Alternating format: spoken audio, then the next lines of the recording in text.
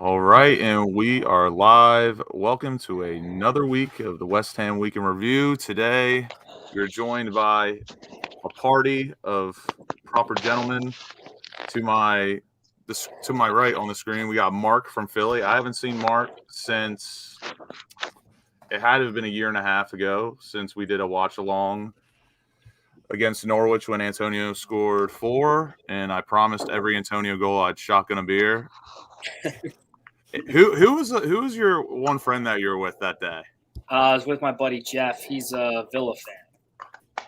Yeah. Oh no, I was with my friend Adam. Sorry, I was with my friend Adam. It was for my friend Jeff's wedding. I was with my buddy Adam. He was still sleeping. Yeah, and we had to continue. We had to roll with the good times. Yeah, we were just shotgunning beers at 9 a.m. Just typical behavior. Just typical degen behavior. I absolutely love it. And then to the far right, we have our good friend James, our proper Cockney. How are you, brother? Oh, good, mate. Thank God that international break is over. Get me back to Premier League immediately.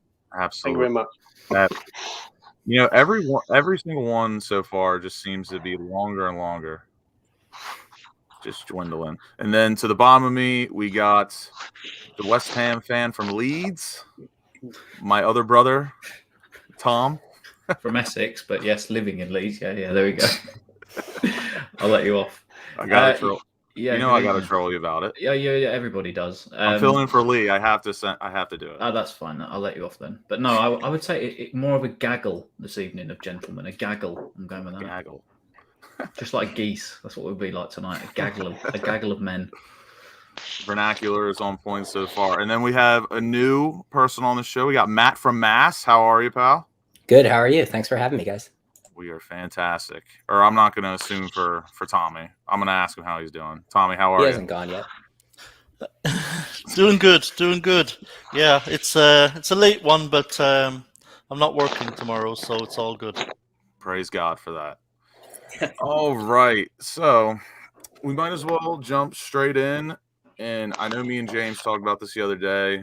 And I don't know if you guys have gotten a chance to talk to anyone on Twitter, your friends, family, whoever you consult with about West Ham.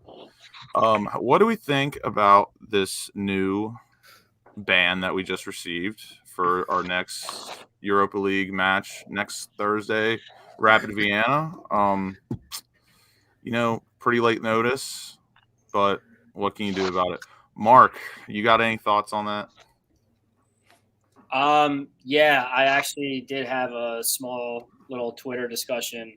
Forget with who. It was a couple people on Twitter, but I mean, the punishment made sense to me. I get it. Shout out Wally, what's up? I get it. I mean, who was it? Mexico that was making all the gay slurs. They got fan bans. So it's kind of in line with that. My issue with it is that you're doing it, a day before the game. And that's a bunch of bullshit. I mean, when Mexico got those bans, their games weren't for, weeks or months. Still hasn't happened. So, you got to understand that people have booked these trips so far in advance. They got hotels and travel and tickets and this, that, and the other thing. So to pull this kind of bullshit, days ahead of time is so fucked. To put it bluntly. Yeah. Yeah. It would have made sense to do it for something at like a later date, like something, I don't know, but I am punishing every single fan for such a small group of, fucking idiots on a plane. Which is so not representative of the West Ham community. Very minuscule. And, especially when you're comparing it to Mexico, you had the entire goddamn stadium chanting this shit. Yeah. Literally every single person. So I get it. Ban them all. I mean, in this case, there was, 6 probably blackout idiots, running their mouth, and they fucked it all up. So it's bullshit, is what I'm saying. To be honest with you, there was a bit more to it than that. There was a bit more to it than that. I was going to say, in terms of the language that was used on the plane, I think obviously, as Tommy said, I think there was a bit more to it. But I'm not trying to out anybody here, but I would challenge most West Ham fans when they've had a drink and if they've been to an away game and that song is being sung. I've seen people calling people out on Twitter for it all week saying, oh, how disgusting, whatnot. And I've heard people that have said it, chanting the exact same song. The difference is that they were caught out for it, unfortunately, those that were on that plane. And I challenge most West Ham fans that have had a drink and do go to the games, especially the away games, most of them sing that song. Given half the chance, most of them sing that song. So the only reason they were called out for it is because it was caught, and they would continue singing that, and they have sang that this season at many away games. They do all the time, all right? And I'm not naming names, but the fact that they got caught out. Am I surprised from UEFA and whoever else? No, because that's how corrupt they are, especially with, we see every single week the Galatasaray fans, the Turkish fans are notorious for it, Marseille fans, the flares, the fireworks, everything else.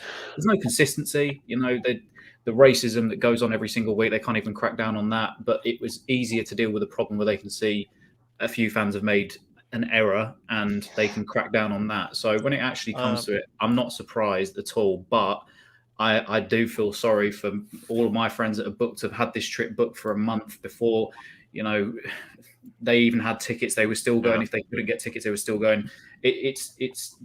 Unfortunately, those that were caught out, if it was to do with the plane, if it was to do with an incident at the ground in Genk, with the smoke bombs on the pitch, etc. Unfortunately, it has ruined for everybody else. I don't think it's anything on the plane, Tom. No, I don't think UEFA give a shit about that. I was going to say that's along the UEFA line. If they wouldn't give a shit about the UEFA's main problem or issue, and this is why they banned us, is that there were around 150 West Ham fans who went again without tickets and stormed the turnstiles and forced their way into the ground. That's what UEFA took exception to.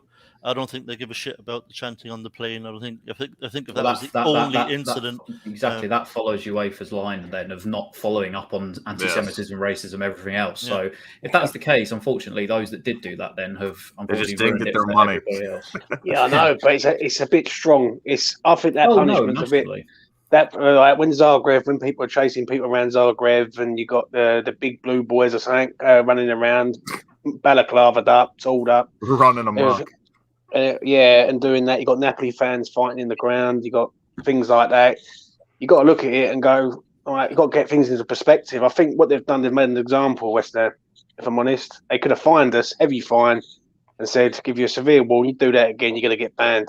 I have a question, genuinely, if anybody knows. You remember the other year when a Napoli fan stabbed a Liverpool fan outside of Anfield? Did they receive a similar ban for that or not? Because I can't remember them actually receiving a ban from games and stuff. Once it's outside the ground, consistency. If it's away from the ground, they can't. They can't do nothing. Which is ridiculous, isn't it? Realistically, it is really. I mean, if you're expecting consistency or common sense from UEFA, I'm afraid you'll be looking for a long time. I think as well. I think it probably. I don't think it's got anything to do necessarily with it, but obviously our past in Europe, and if making a name out of us is the one to do it to, it seems like a good way to go almost. Just because it's like we're an easy target because we're West Ham, and we have a certain reputation. Around the world, our fans, historically, obviously, our reputation is not the best. So any kind of acting up, like, fans storming a ground and forcing entry and stuff like that, and it seems like it's West Ham. Therefore, they take more notice maybe than they would with other clubs, I think. So there's probably a little bit of that to it as well. Because our bastardly levels are already so high, how much more can they take of us? Matt, you got anything you want to add? No, I mean, it obviously seems like they're making an example. It really you feel for anybody that purchased a plane ticket, purchased a hotel, and that sucks. That's just a really tough situation. It sounds like the club's at least going to refund tickets, which I was going to mention that usually yeah. So I had tickets. Oh, sorry. Also there though, mate, what is also bad is the way West Ham's PR have handled that. I think that's disgusting. They've allowed people to purchase tickets and buy tickets, knowing full well they must have known. They must have known that there was it was a ruling or something, or there was under UEFA investigation for the incident. You don't go and sell tickets. I genuinely don't think they did, though. Generally, I don't think that they did, because the way that it came out and they said that they only late last night received an email, I don't think. if that was the case, and they do because usually, obviously, what we do is, knowing West Ham, is they will refund it as club cash. But if they refund it as actual money, then to me that makes it almost seem like they really didn't actually know that it was coming, and it would be on par with UEFA, because usually you hear something straight after the game that it had happened. Even it would just be rumblings on social media, but there was absolutely nothing until you would think UEFA officials, whoever are involved in this disciplinary committees and decision-making process, would have contacted West Ham and say, look, we're looking into certain incidents at the ground in Genk that we're not happy with, and potentially there may be sanctions coming. But apparently none of that happened. Not a heads up even that they were annoyed about anything or looking into anything. Just an email apparently last night saying, oh, by the way, your fans are banned from traveling. It's like, what? When did I miss a meeting? Like, well, and I didn't even know about this storming of the ground or anything like that. Being here in the US, we don't always catch on to stuff like that. I mean, all we saw was the guy lost his finger. That's about as far as I knew people who bought tickets in the home end. Some of my friends and stuff that thought they were going to get an away ticket that couldn't, ended up buying one. But I hadn't heard of the storming of the ground stuff. I did know there were. Yeah, and I'll tell you what, this could cause a serious problem in the game, because I know for a fact certain West Ham fans have got tickets in the area behind the goal where Vienna. The ultras are in Vienna. So that could fucking really kick off in that stand.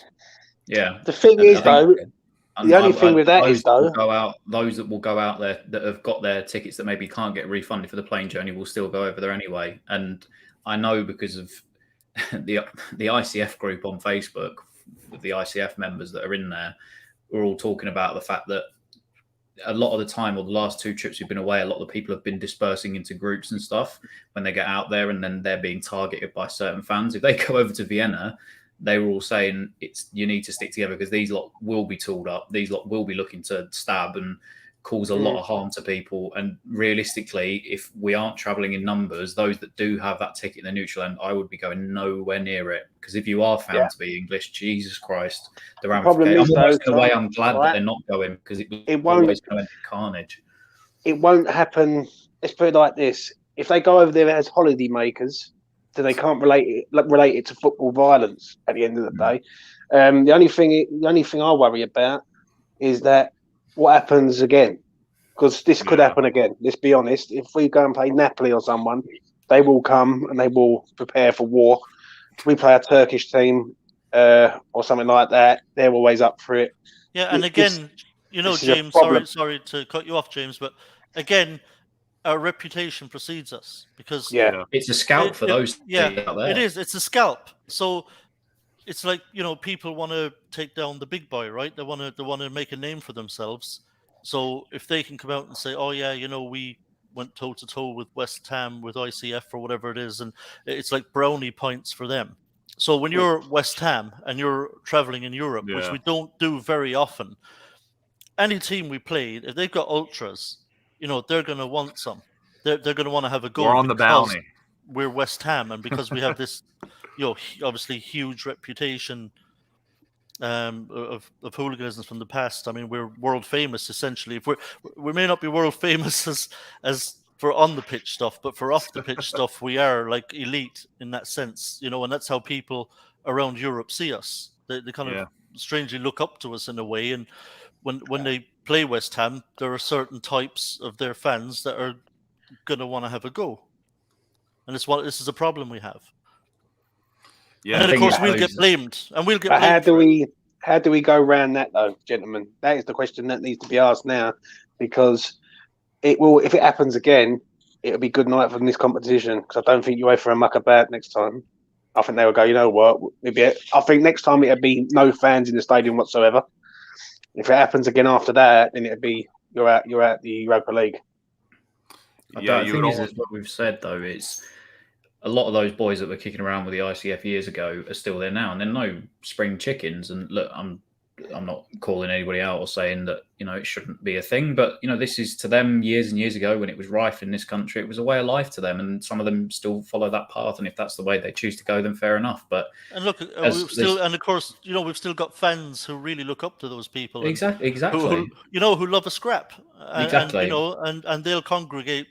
They'll know each other. They'll find each other. They'll go there in groups, and Exactly. they'll want to get involved. But I think the problem is as well, though, for me, Tommy, as well, is in Europe, as James said, these boys, they don't muck about. It's a way of life for them. In Europe specifically, it's like organised gangs of stuff that just goes on every single week. And unfortunately, in the Europa League, some of these teams will be playing, especially if we get into the knockout rounds. God forbid we get a Turkey or an Italian team or something like that. I mean, there was that picture of the Italians outside B&Q over here on their way to Leicester before getting tooled up. So it's got danger written all over it. And I'm almost sort of glad that the fans aren't going, or most of the fans aren't going to Vienna, because I just see it ending in. But don't worry, of course, Tom. the problem could be down the line.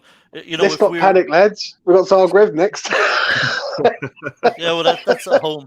And another problem is, if we're playing, say, in the knockout rounds, which we certainly will be now, if we're away from home in the first leg and our fans get hurt or something like that, especially if they're not, ICF types, if they're just normal fans and they get a kick-in or something, the home leg, the section of our fans, we know the type, are going to be livid. I mean, they're going to really cause carnage, I think, in the home leg. It's an issue. Yeah, I mean, it's a good question to present on how we can change it, but really it's no short-term fix. The only thing we can really do is maybe win a trophy and try and reverse our reputation for on the pitch instead of off. And unfortunately, unfortunately, the films have been made, the books have been written. Yeah. That history will follow us until the day that this earth does not spin anymore. That is unfortunately the case. Yeah, but the thing is, though, the one thing I will say to back up, because I do know people who are in the ICF, and I know over the years, they only fight, and they're only going out to have a row with like-minded people. They're not going out smashing people, innocent people up, and smashing up bars and restaurants and clubs and things like that. Now, for me, I look at this and I think there was people who was getting seriously hurt, young lads and all that, and I know that through Jazz, because Jazz told me when he went to the Rapid Vienna game, he was getting on the train to go home, and people were all like, a young 19-year-old had been busted up, and his face was completely destroyed, and he was going to the nearest hospital. It's going to happen wherever you go, but the problem is with what people are saying about the films, the books, etc., is that they're coming here because it's like their FA Cup final, but in hooliganism. Yeah. You know what I mean? So we've got to be a bit. Would Galatasaray ICF be the Super Bowl of hooliganism? It'd be up there, but one of the Russian ones, isn't it? Yeah. Weirdly, the only kind of time you might not get too much is if we get Lazio. There's a kind of really strange. Real love affair. Real quick, anyone jump in? Give me your Super Bowl of hooliganism. Give me a quick Super Bowl matchup. At club level. Anything. Probably Galatasaray, Fenerbahce, or one of the Russian two teams. Yeah, something like that. One of the very Eastern European lot that travel around 300 strong and just Celtic and Rangers. Yeah, I think Galatasaray against Fenerbahce would be an absolute bloodbath. 700 level Philadelphia Eagles. Lazio Roma. Probably one of the South American contests as well. They usually bring guns. River Plate and Boca Juniors. That would be mental. Yeah, unfortunately, I think we pale in comparison to some of these. Well, yeah, I mean, look, we were the biggest one in this country, which I guess is, I don't know if that's an award we should be after.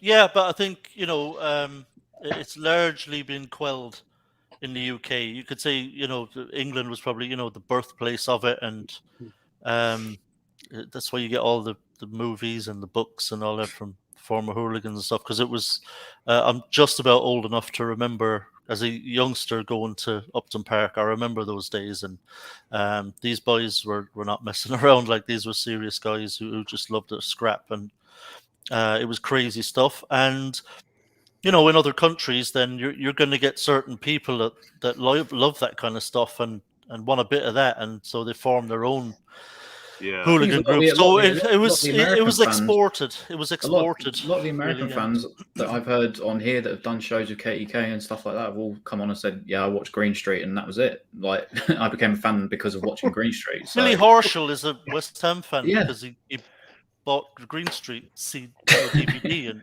he's like, "Yeah, I love that." Yeah, so like there is a kind of romanticism about it. Over here, when it comes to the American sports, we just really have antagonizers, just guys that like to talk shit. They don't really look for a fight. They just fight and win. Exactly. Well, the other thing that was so. But I mean, make no mistake. If something happens in an away game, with West Ham fans, I mean, West Ham fans are still East End boys. They're not shrinking violets. So if things kick off, like, they will respond in kind. So I just they can be antagonized and they will respond. So let's hope nothing like that happens, or at least if it is, it's something kind of very small scale, and because what will happen in the press. Yeah, exactly. No matter what the truth is, West Ham fans will be the monsters. Always and forever. Always and forever. All right, you guys ready? Matt, you were going to jump in. Yeah. Oh no, I was just going to comment on the thing that struck me the first time I went to a match was just the whole idea of away fans all sitting together, because if I go to a Jets Patriots game, I usually have some guy screaming in my ear from behind me about whatever, and it's just it was a cool about idea. Life. Yeah, his team. I watched the Jets. I'm a Jets fan too. Brady does it every year. 45-3 in 2010. Sorry? So your mental's okay, right, Matt? Yeah. Okay. Just want to Jets fan. It's fine. How much medication you on? Oh, very careful! Don't start it. We'll have a spiel on the Broncos. Yeah, we don't need to do that. This will turn into a therapy session very quickly. Don't worry, I just had to go through a tie. It's okay. I was going to say, let's just bully Lucas for Pittsburgh instead. That'll be all right. throw your tomatoes at me, whatever you got to do.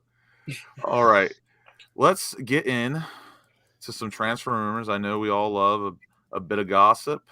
I tried to make a list of.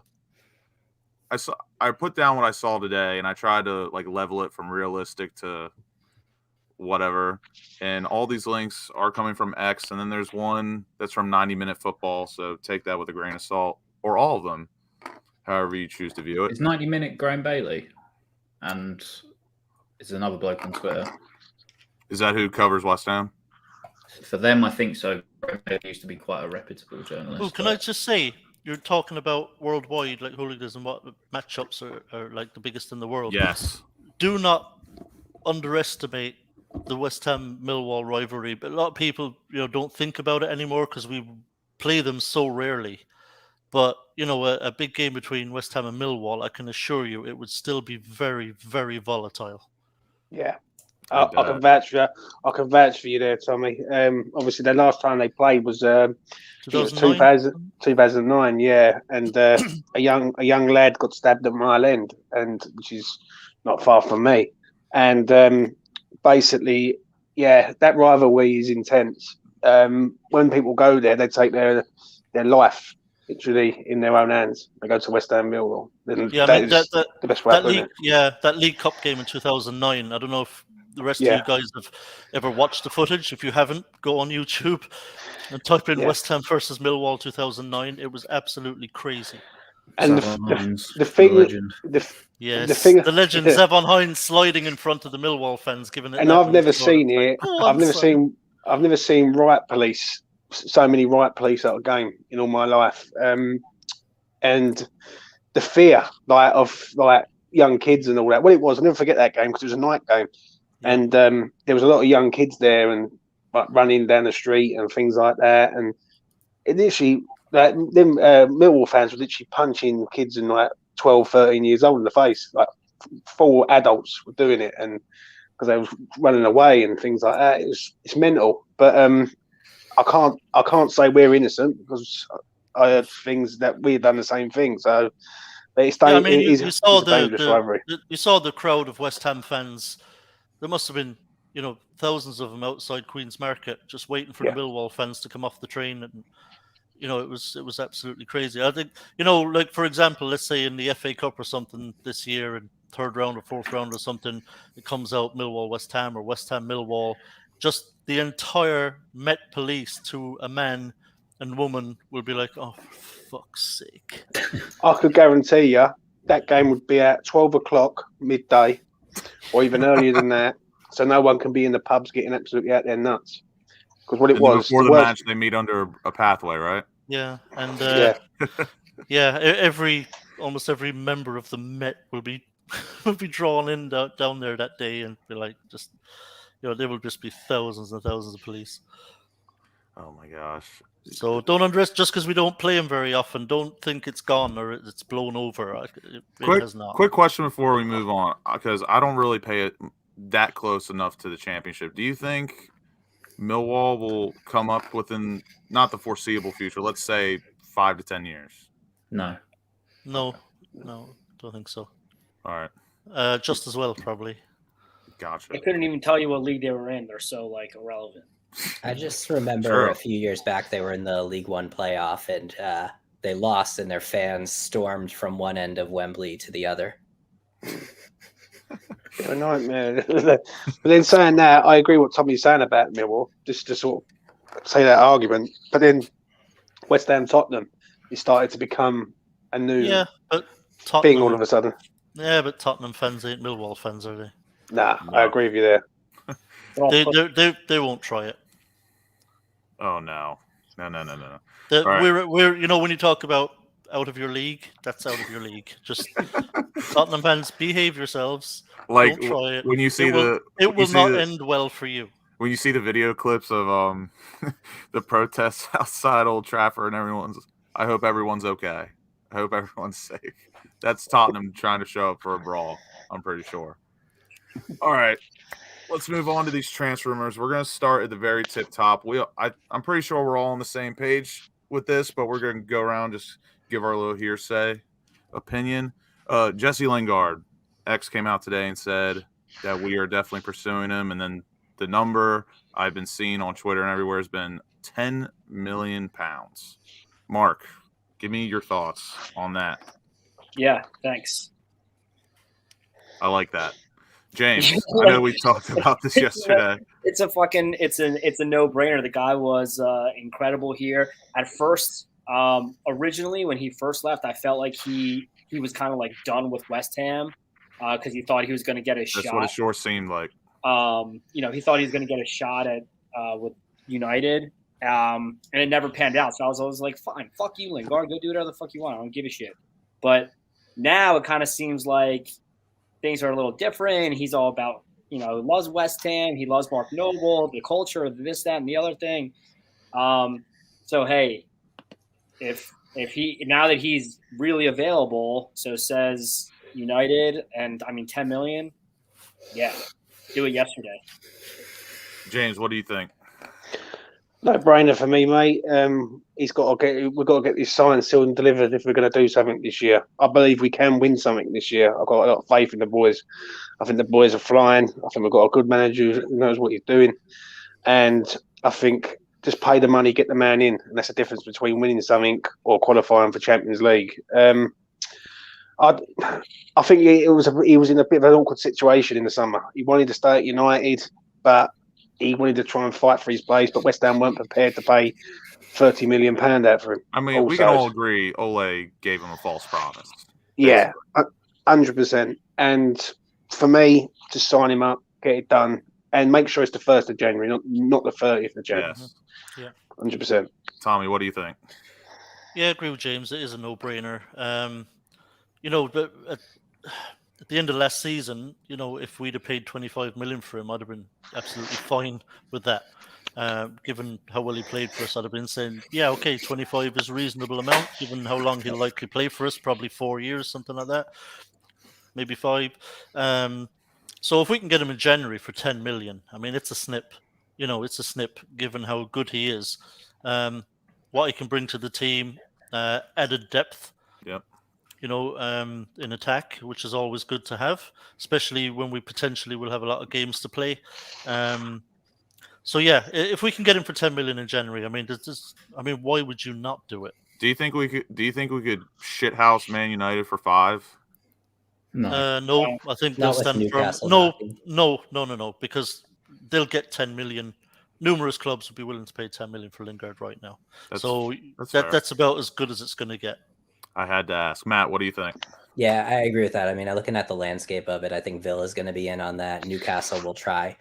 It's a no-brainer. So you think about it. You could spend 30 or 40 million on a player, and you have no idea if they're going to fit into the squad, no idea if they're going to pick up the system. We already know Lingard will fit in with the squad. We know he's going to pick up the system and that he's going to excel in it. So that's a no-brainer at 10 million.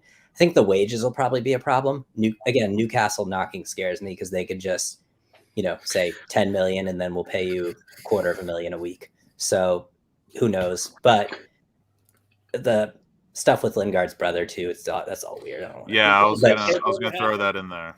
Yeah, but reality is I'm a yes. I just don't see how you could be a no, especially with Benrahma going to the Africa Cup of Nations too. Did that takeover of Newcastle happen already with the new owners? Yep. The rich whoever, Saudi Arabia or whatever. Thing is, though, for me, I don't think money's a question for Lingard. As long as you don't underpay him, I think if Newcastle went 250,000 a week, but West Ham say offering 100, 110 or something, I think Lingard just wants guaranteed first team football. I think that's all he really wants at this stage of his career. I think he's got enough money. He can look after his daughter. If he was all about the money and all of this show about not playing and being annoyed that he's not playing, then he would just quite happily go to Newcastle. Yes, he'd probably play at Newcastle, but he wants to be with a chance of winning things. He's known winning things most of his life at Manchester United. So, and as everybody said, why not just come back to the place where he knows the manager, he knows the system.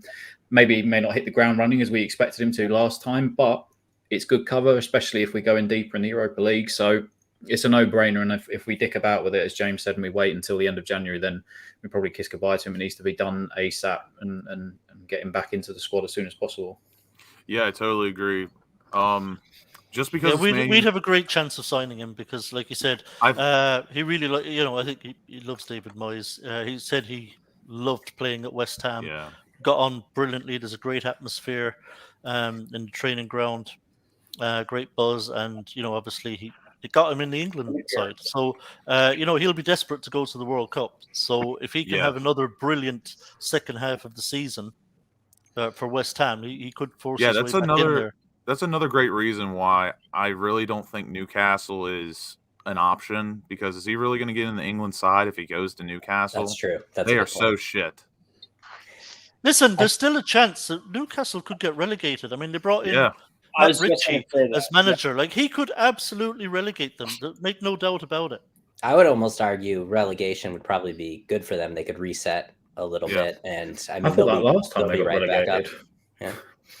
It's going to be a project there. I mean, it's not going to happen overnight. The only thing with Lingard, he's going to have to apologize to Noble for diving in the Carabao Cup. Yeah, for sure.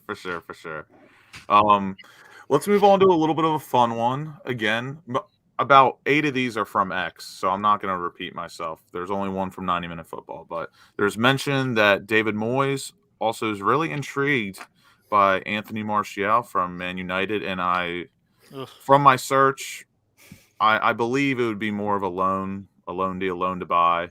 We do need some depth. Tom, you're shaking your head. Please give me your thoughts. He's a fraud.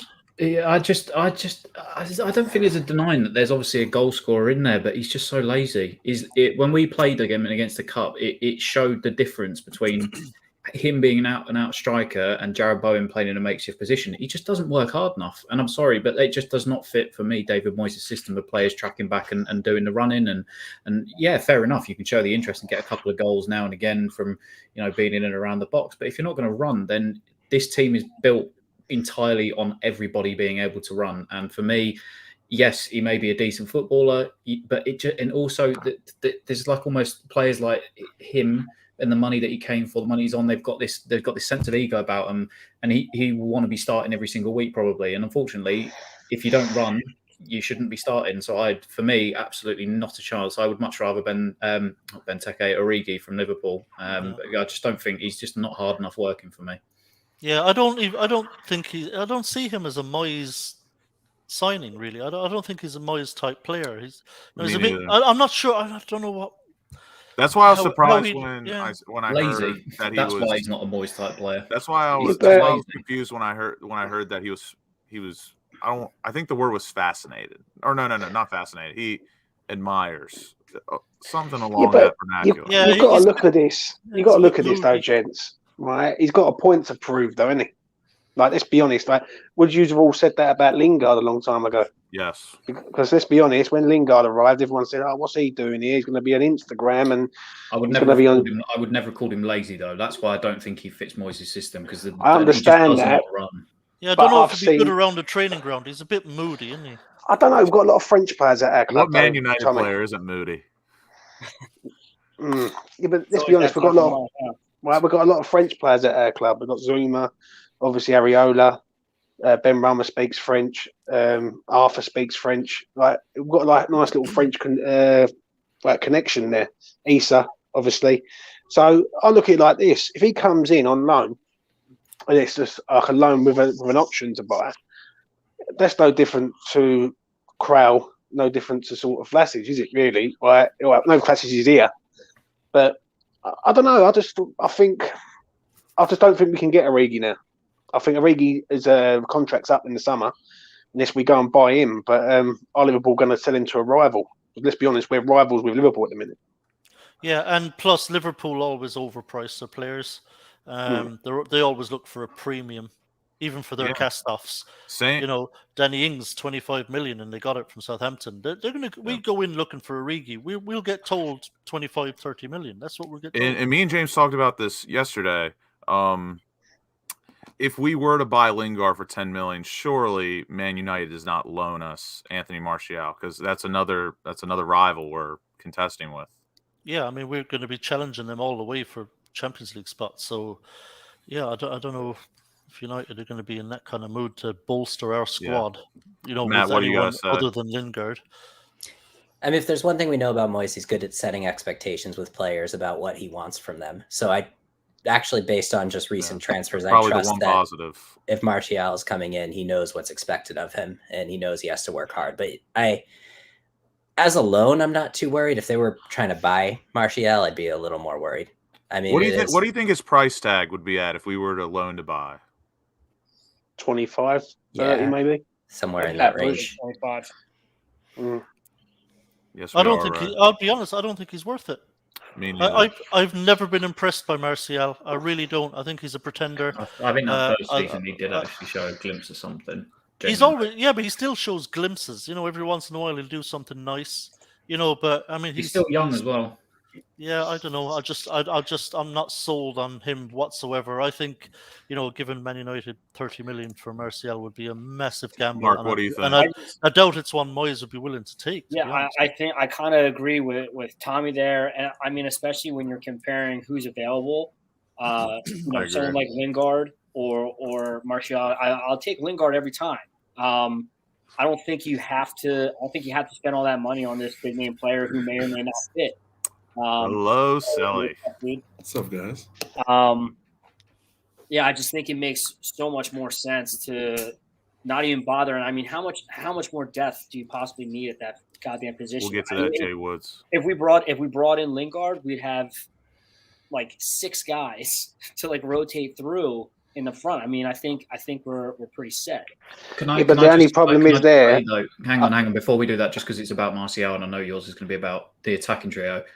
That was the reason why Man United brought Edinson Cavani in, because Edinson Cavani runs and he presses from the front. Martial doesn't do that, so therefore, it just Cavani's class though, Tom, isn't he? No, I know. Yeah, of course, he's one of the greatest, probably modern day finishers in the world. But it's his pressing from the front that makes him probably more utilised in that Man United system, because he runs. And I honestly, from whenever I've watched Martial, that game typified it to me when we played him in the Cup and Jarrod Bowen was playing as a makeshift striker because of Antonio going out, that he did more running than the actual striker himself, in a team that was seeing a lot more of the ball at us than times.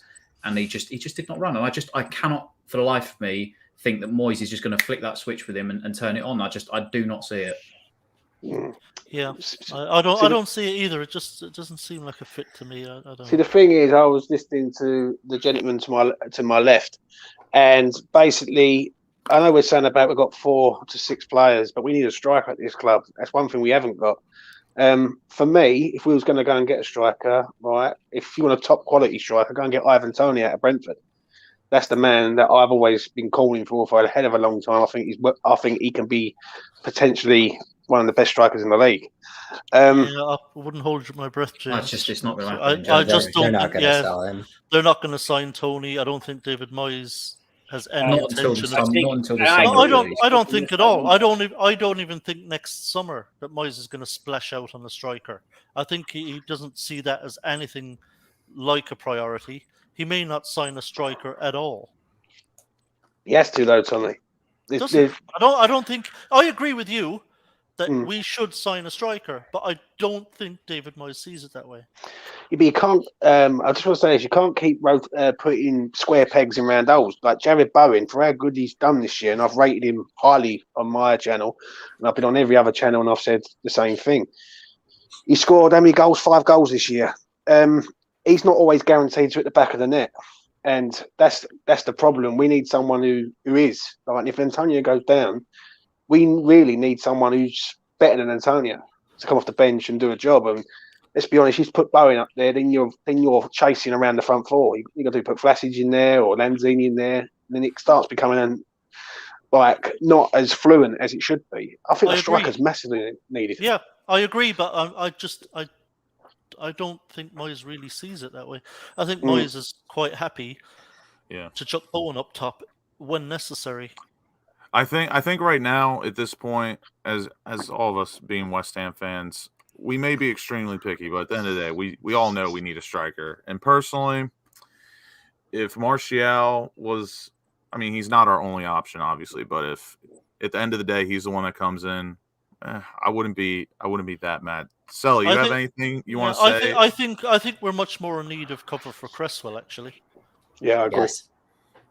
Yeah, no, I get on both those points. I would agree. I think I would be much more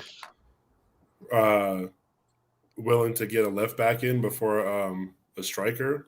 But at the same time, I think as many question marks that there might be against Martial, I think obviously there's not many people at his, I guess, level that you're probably going to be able to get for whatever his price range is going to be. But my only thing with that is, if we're trying to get Lingard and him, that I doubt Man United send 2 players to the same team, especially this season when we're legitimately doing better than they are. And that could come to bite him in the back. Plus, I mean, if Martial comes, do you guys think that he just steps into the starting 11, or does he just come from one bench to another? I mean, granted, he'd be there to provide cover for Antonio, but I think if I'm Martial, I'm going to go to a team where I'm playing all the time. Yeah, he's a quality player. Yeah, I don't think Martial would do anything in training that would convince David Moyes to drop someone like Benrahma. What player has ever come here right off the bat and Moyes just threw in the starting 11 just like that? I can't. Lingard. Lingard. I think Souček might be the other one. But, I mean, you're not wrong. I think there are. I think one thing with that too, just I guess for argument's sake, because I think a lot of those players too have come from the Championship, and he's been hesitant to play them. Benrahma had to wait. I think players who make a step up from the Championship, he eases them in. He did it with Jared Bowen, and I think players who come from foreign leagues, he allows them that time to bed in and get used to it as well. But I think he's willing to throw a player in immediately if he's kind of Premier League proven. Yeah, I think that's what we're all hoping this January window. Hopefully, he gets some players that can jump in right away. I think too, and I'll make it quick, but I think the interesting thing would be to see who we get linked with, since we kind of have a recruit system now with that gentleman from Man City. Oh, don't worry, I got a list for us. Oh, I'm sure that you do, but I'm just saying it'll just maybe not who we're linked with, because we all know what that's going to look like, but who is legitimately. Sorry, do you know what? It's just occurred to me, obviously, with what's this guy's name? The investor that's just come in. Daniel Krasinski. Yeah. Since that happened, we've had a lot of talk about Adam Hlozek coming because he owns that club. Yeah. You know, our new investor owns Sparta Prague, is it? That for me is that is bang on, like odds on. I'd put my house on him coming this January, 100%. Yeah, but is it the right move though? That is the $1 million question. Can you use a cheaper one though? Yeah, but if you want cheap, buy a budget, innit? Well, I think given that he owns Sparta Prague, I think we could very easily see Hlozek coming in with a loan to buy in January. Wouldn't that technically be a free move almost? In a way, we definitely get him for a good. I think we definitely get him for a good price because Hlozek, you know, our new investor who now owns 27% of our club. Owns the club that Hlozek plays for. He's pulling the strings. What he says goes. So if he says to the manager, "Look, we're giving Hlozek to West Ham. It's a loan to buy, and we're giving him for 15 million euros." You know, he was a little bottom. He was a little bottom on the list, but we can turn right into that. Everyone can give their thoughts. Well, I agree with Ethers. I think it's almost nailed on. I'll be surprised if Hlozek. Yeah, I would put the house on it as well. Honestly, it doesn't make too much sense. I think it's nailed on, but I don't think it's the right move. Well, one thing with transfer windows too that I think, and I know we've had a conversation about this in the past, so I don't want to necessarily spark up a 20-minute argument. I think Moyes might actually like Hlozek, isn't he? Like he's really tall, isn't he? He's like he's about 6 foot. He's over 6 foot. He's. But you're asking an 18, 19-year-old to come into the Prem and hit the ground running, aren't you? No, we're asking him to back up Antonio. Yeah, but if you wanted to do that though, Tommy, come on, be realistic. We might as well have Meepo or the Becky come back and play for us. Like we need someone who's, if we're going to win something this year, you got to have someone who knows where the goal is and who's pretty flipping good. Do you know what I mean? I'm not saying Hlozek's not good, but he's not. But James, the problem is he also has to be willing to sit on the bench and play second fiddle. You know, strikers who are proven don't tend to want to sit on the bench. I think that's our biggest problem. We need. That's why I saw someone in the comments talking about Andrea Belotti. Forget about it. You're going to get Belotti to come to West Ham and sit on the bench. No chance. We have to find. Euros. There's no way he's going to sit on our bench. No, you have to find a player who's young enough and coming from a certain league, who's willing to be at a club like West Ham and bide his time. I do agree and with improve what James. here. Yeah, I do agree with what James said though. But if that was the case, we never should have let Meepo go out on loan. I would have much rather have Meepo stayed and have. Would you recall him in January? Exactly, but. I don't think there's a recall clause. I think he's there for the season. But if like Zolek or whatever, however you say his name, he's being touted as a special talent. Fair enough, it has been for a while. Why not? You know, and I know what James is saying. I know it needs to be somebody that can come in and hit the ground running straight away. But again, as Tommy said, it's so difficult because those kinds of players do not want to sit on a bench week in, week out.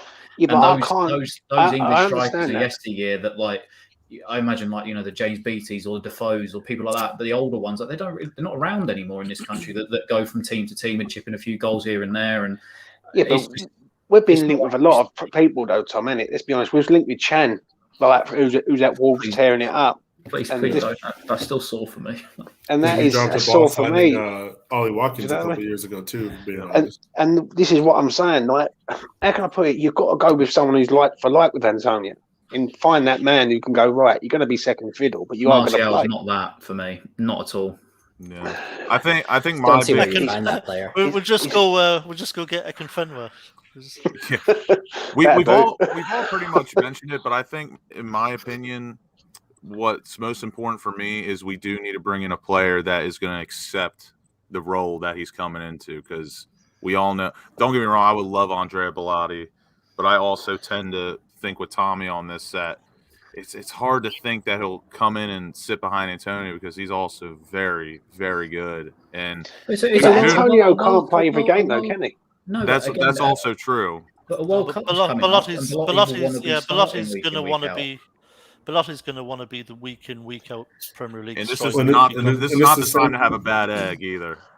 It's the same conversation for anybody that we kind of, not saying that we necessarily need somebody to come and step in right away for left back, but whoever you bring in that position is going to have to know that they're going to be chilling on the bench for a while too.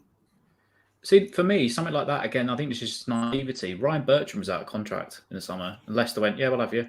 He would have been perfect for us. Somebody like that could have just come in and been available to do a job. And, that's that naivety that I'm hoping that with now Rob Newman coming off of his gardening leave, that he can, be able to get some of those type of deals in, because we don't need to be spending mass amounts of money, because we know the same players are going to start week in, week out, and they will be very difficult, especially the top or more expensive players, to gel into that team straight away.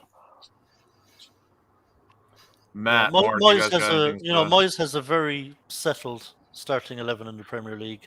Yeah. So I think what we need really is just a little bit more cover in certain positions, and so we probably have to cut our cloth accordingly. I don't think we're going to see any splash signings in January. I think we're just going to see squad padding, which is fine. Hopefully, considering what our first 11 are doing, it would be hard to displace one of them. But so I think it'll just be squad padding.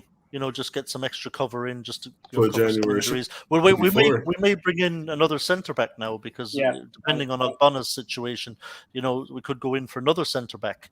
So it'll be interesting to see, what way we go. But I don't think we're not going to make any splash signings in January. I don't believe.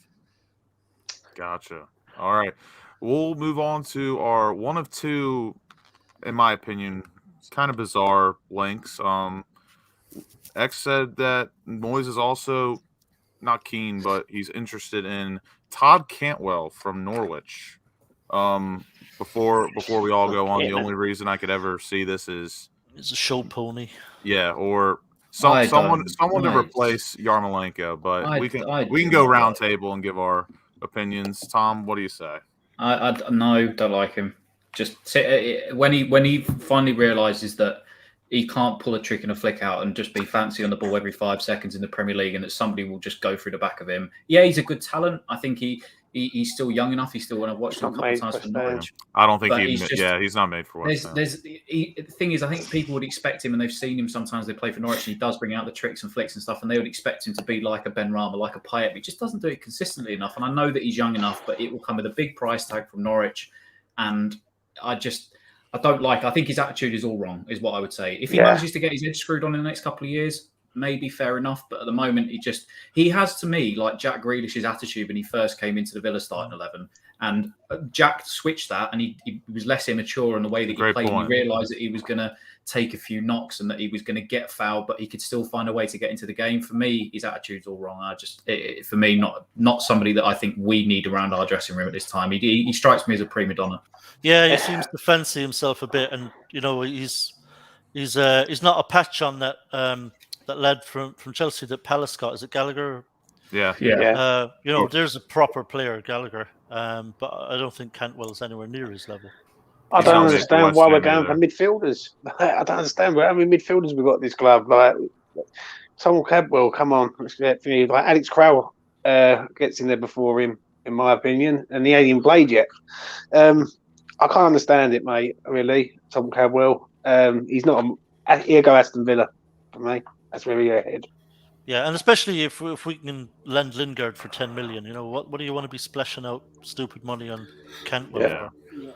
Seems like a championship player to me. Doesn't seem like he's going to, doesn't seem like the type of player who will do what it takes to play in the Premier League. Now look, we're talking about David Moyes, a great coach. Who maybe Moyes could do something with him, could sort his attitude Tommy, out. You could do that with Martial. I don't think that David Moyes is the right manager for Cantwell, because I think if David Moyes went and said to Cantwell, "You need to do this, and I expect this," he would take it the wrong way. He just strikes me as that player. I don't know. You don't know. Maybe he needs a disciplinarian. I don't know. You never know with players how they'll respond, but I wouldn't be willing to take the gamble. Let's put it that way. Yeah. It worked with Ben Rama. He went to him. He said, "You're not going to do all that shit. You're not going to do all those flicks and everything like that." And it's worked. And he's gotten better, and he breaks it out now at times that are opportune. Calculated. So you're making James Hart stop it. James is going to blow his top in a minute. I know, mate. I heard the B word, mate. I was prepared for war. Yeah, maybe Benny boy. The big splash West Ham is going to make this transfer window, at least, is going to be. I'm hoping that it's going to be Lingard, which isn't that big of a splash, but that's what it's going to be. And I mean, for Cantwell, I think he's great, or he can be great. And you know what? If Moyes brings him in, I back. If there's one thing Moyes has taught all of West Ham, it's whatever the fuck he does is what's best for the club. But so whatever he does, I believe is going to be the right decision. I don't think we need him per se, just with the depth that we have on the team. I think, center back now, left back. Not too bad, Gary. Michael Antonio. Yeah. Michael Antonio. No chance, Gary. He's, playing for Jamaica. He's too old. He can score from outside the box. You guys see that fucking laser? That piss anyone else off? On Saturday he's going to do that. It's he's going to launch it fucking outer space. Going into outer space. He's going to hit the poor astronaut. I saw a lot of commentary too from people who were like, "Yeah, he doesn't try that shot for West Ham," and yes, he fucking does. Yeah, he just happens. He's never scored from outside the box for us. 7 years it's been. Yeah, and just goes playing for Jamaica. Tyler Adams looked terrible. He's hitting screamers from 30 yards. Telly, what do you think? He's knocked out many stewards. Antonio. Yes. He's got I think there definitely is something to be said about. Fans behind the goal never switch off when Antonio's on the ball. Oh yeah, that was my point. He tries the shot. He just, Yeah, no, I hate to have to agree with the Philadelphia Eagles fan, but I think there is something to be said about about the players that Moyes does look at and that he does bring in. Is I think for the most part, and there's a couple question marks for some people, but he gets a result out of anybody he brings in. Now, if that's Cantwell, I'm sure that would have to be that might. One, I don't think that we necessarily need him, but at the same time, if that's who somebody brought in, Moyes would feel confident enough that he'd be able to get something out of him, because I feel like if we get him in January and he's somebody who's just like not with it, it's not necessarily Moyes that will look at him wrong. That whole locker room, I feel like, has become so close and so like, play for each other kind of thing that, he might start getting, like Rice might start talking to him. The older guys, Agbana, Noble will definitely have a word with them. I don't think you want to get too much negative energy, if you're in there for, like you're there on January for a reason. Tommy said it's not something, we're not going to splash. Like January is not for the splash signings. It happens, but January is just to get you through to the end of the year, and we're in a spot where we just need cover because, our starting 11 is doing so well that, we don't need somebody to come in and step in right away and do a job. We got cup games, we got Europe. Yeah.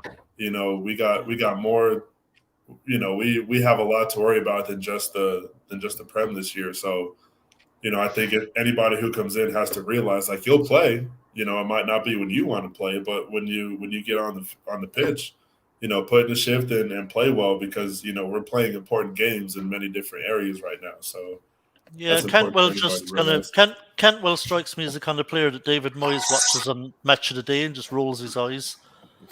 Yeah, for sure. Yeah. I mean, he doesn't necessarily shine on a shitty team either. So, that whole team is pretty terrible. He was much better. He was much better first time around in the Prem when he had Buendia with him, and it sort of now when Dia's gone, it's like right, well, where are the goals coming from? Where's the creation? More importantly, coming from, and he's just not done it. And I know he's in a poor team, but I think you would expect him to start shining.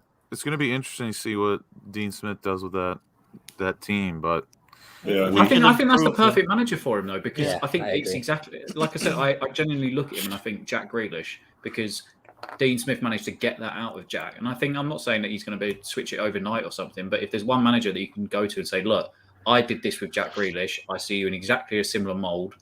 Yeah. This is how we're going to do it, and I think it may work out well for him. But he will obviously have to, if by some miracle they manage to stay up. But obviously next year it will be Championship and show us what you can do, like Grealish did. He had to go down to the Championship. He had to work hard, and then came back and look at him now. So not doing a lot for Man City, but he's still got that move at the end of the day. So I think he'll get there eventually. Maybe not. We'll have to see. All right. Let's move on to another target that I'm 50-50 on. I know it's been very split on Twitter, but James Tarkowski, Fuck him. center half for Yeah. Burnley. Go Fuck fuck him. off. Yeah. Not for me. Thank you. And it's Goodbye. not because of his lack of ability, even. No. It's his I comments. think- It's his comments before. That's it. That's all it is. The fact that you could realistically sit there, and even though, for me, even if West Ham are coming for you, just keep your mouth shut, because the next window rolls around, all of a sudden maybe we're doing better than Burnley, which ended up happening, and then you may end up getting your move. But you've pissed everybody off before you've even walked through the door. And then he gets a move to Ipswich. Let it happen. Let him go and rock with Paul Cook. Yeah, yeah, fucking right. Yeah, because David Moyes the summer previous, really, really wanted James Tarkowski badly, and convinced Sullivan, to really spend some money on this guy. Tarkowski just fobbed us off. Basically, we weren't good enough for him. He wanted Champions League.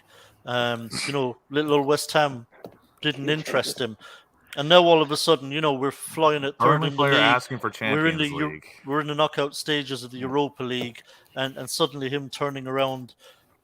No, I'm sorry, it's too late now. You had your chance. You could have forced a move to West Ham easily, and you shut That's us such down. a West Ham thing, trying to It's like, buy a it's player like from Burnley, and he says we're not good enough. It's like when you're like, it's like when you're really fancy a girl, and you really try your hardest to show her your interest and get on a date with her, and she says no, I want someone better than you. I want someone with more money, and then you go and win the fucking lottery or something, and now all of a sudden she's all around fawning. Oh yeah, now I'll be your girlfriend. Like, no, fuck you. I'll be showing her all the £50 notes and say, this is what you could have had, but I don't want to give you that. Too late, bitch.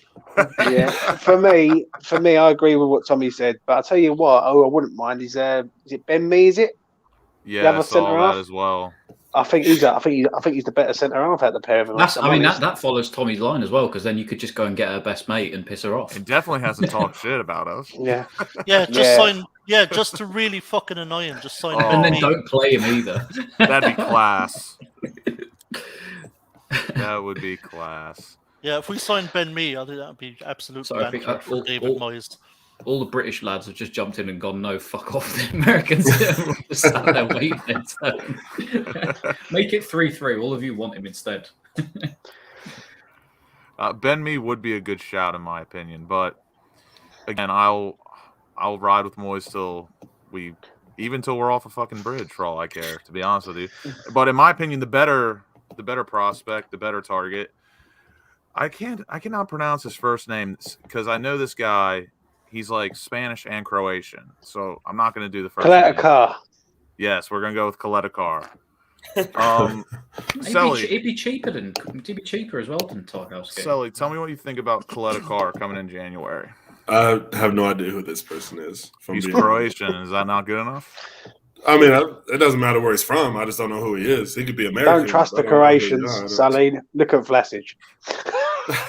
I'm telling you, Christmas, third kit, 11 on the back, Croatian sensation. It's coming. It's coming. Tommy, what do you think? Yeah, go ahead. For me, Kaleta's the man, mate. That's the man that we should definitely be going after. I think he'll be about 15 million. I think he was the one that Moyes was really trying to the one sway. That got away. Yeah, the one that got away. I don't think Milinkovic is on the cards. I think he signed a new contract at Fiorentina, so I can't see that happening.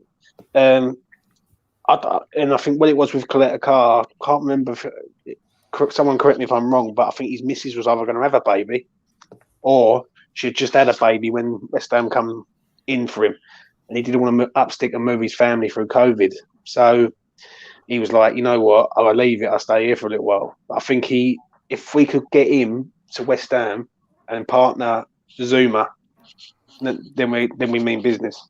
Because I think he's a very, very good player. He's young, he's very good, and I think him and Zuma together will be mustard. Yeah, can't disagree with James there. If we're talking about that kind of money for someone as good as Kaleta, I think he's 24 or something. Has the Vlasic hate stopped yet? Can I put my head back up? Yeah, I think. No, I think if we can go. Oh, get it's all love Coletta over here, baby. Yeah, if we can go get Coletta Carr for that kind of money, I think it's a no-brainer as well. Best thing is as well, he's a left-sided centre half. Whether or not he's right or left-footed, he's a left-sided centre half, and it makes the most amount of sense. Yeah, absolutely, all day long. We should be all over that. If that's simply if it is to replace Ogbonna, then let's not mess about with it. He's got to be the one. Mark, Matt, you got any thoughts? It's interesting bringing up Ogbonna and replacing Ogbonna because I know, he wanted a new contract. He wanted obviously to stay here, get some more money. He's been fucked up a little bit. He's been getting banged up. He's been injured. I don't know. I mean, I'm sure that those extension talks have probably come to a stop. We were talking about this in. I think he has a clause to add one more year, but I don't know what the Ogbonna. No, I don't know what the legalities of that are. We've extended his contract by a year because of the injury. Did they officially extend it? Right. Yeah, we've extended his contract by a year because of the injury, out of loyalty, just to say, look, don't worry about it. We're not going to cast you off at the end of the season or anything like that. And he's older. I think. What is he? 32. 32. So still a Rolls Royce, in my opinion. He's 34. He's 34, mate. Yeah. He's 34. I mean, so he's bringing in a guy who can replace him. Mm-hmm. I mean, that's huge. I don't know shit about this Coletta Carr. I don't know anything about it. But I that's why I said before. I think we definitely need to get a center back, and the left back. I think those for me are probably the biggest priorities, and then I guess striker would probably be like a 3C, if you will. Or 1C. So yeah, I mean that's what I think. But I'm just gonna I always leave it to Moyes because Moyes is the fucking messiah. I swore I thought someone was about to drop in on. Yeah. Can you imagine? It sounded like that. Could you imagine if we, if all of this happened? If we were to get Klozek, Lingard, and Coletta Carr, I mean, I think that would be a fantastic. That's ideal. Yeah. So I like the idea of Coletta Carr. I don't think he starts right away. I mean, I think that league is still a question mark, but he's a good player for Marseille. So we'll see. I think the fact he did it at the Euros is the benefit. I think is because he's proved that he can do it for both as well. He's played in Europe a lot with Marseille too. So another interesting one that I've done a little research on, also from Marseille. Boubacar Kamara, traditionally a defensive midfielder, but from research that I've dug up, he can apparently play right back, center back. Hefty price tag. I think Man United were after him a few years ago. If Rice was to leave, he would be one of a few names I would look at to go for. I thought to be fair, who's he played for? Marseille. He's a defensive mid, but the thing is, before Basuma decided he was going to be a nonce, I would have probably looked at they have been talking about Boubacar Kamara with Coletta Carr, almost like a package deal of some sort. I don't think that would happen, but I don't know how long he's got left on his contract. But the fact that he's young and like I said, there were a few big teams that were in from a few years ago. It would, for me, if it was going to be more than 20, 25 million, we've already got Král, who potentially will sign at the end of the season. Yeah. Only if Rice left would I go for somebody like that. But he's a fantastic prospect, but not just yet. But then you got to understand that there's no Noble next season. Yeah. So if he comes in and you said to him, listen, you got 6 months and then you're in the squad for next season, I think, would he fancy that? He's going to play, isn't he? He's got Europe, he's got FA Cup, he's got League Cup, he's got Prem.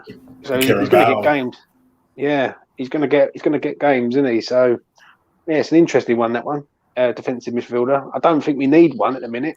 I do think we need some sort of attacking threat from the bench. Because let's be honest, we need some impact subs. Yeah, 100%. Anyone else got any thoughts on Kamara? I don't know much about him. I have to plead ignorance on this one, I'm afraid. It's okay. I say a bunch of bullshit all the time. He starts week in, week out, most weeks for Marseille, if I'm not correct. I think I've watched him a couple of times over the last couple of years, if it's been on like BT watching the French league or PSG against there or someone. And by all accounts, he's very highly rated. Yeah. But again, price tag, and is it going to be one that needs to be molded for a little while? But if he's already getting that game time week in, week out, and we still have Rice and Souček, and he's only limited to cup games, how long is he going to want to stick around? I can't say I've watched him, but we all know Moyes loves someone that can fill in everywhere, and so do I. And then another interesting one.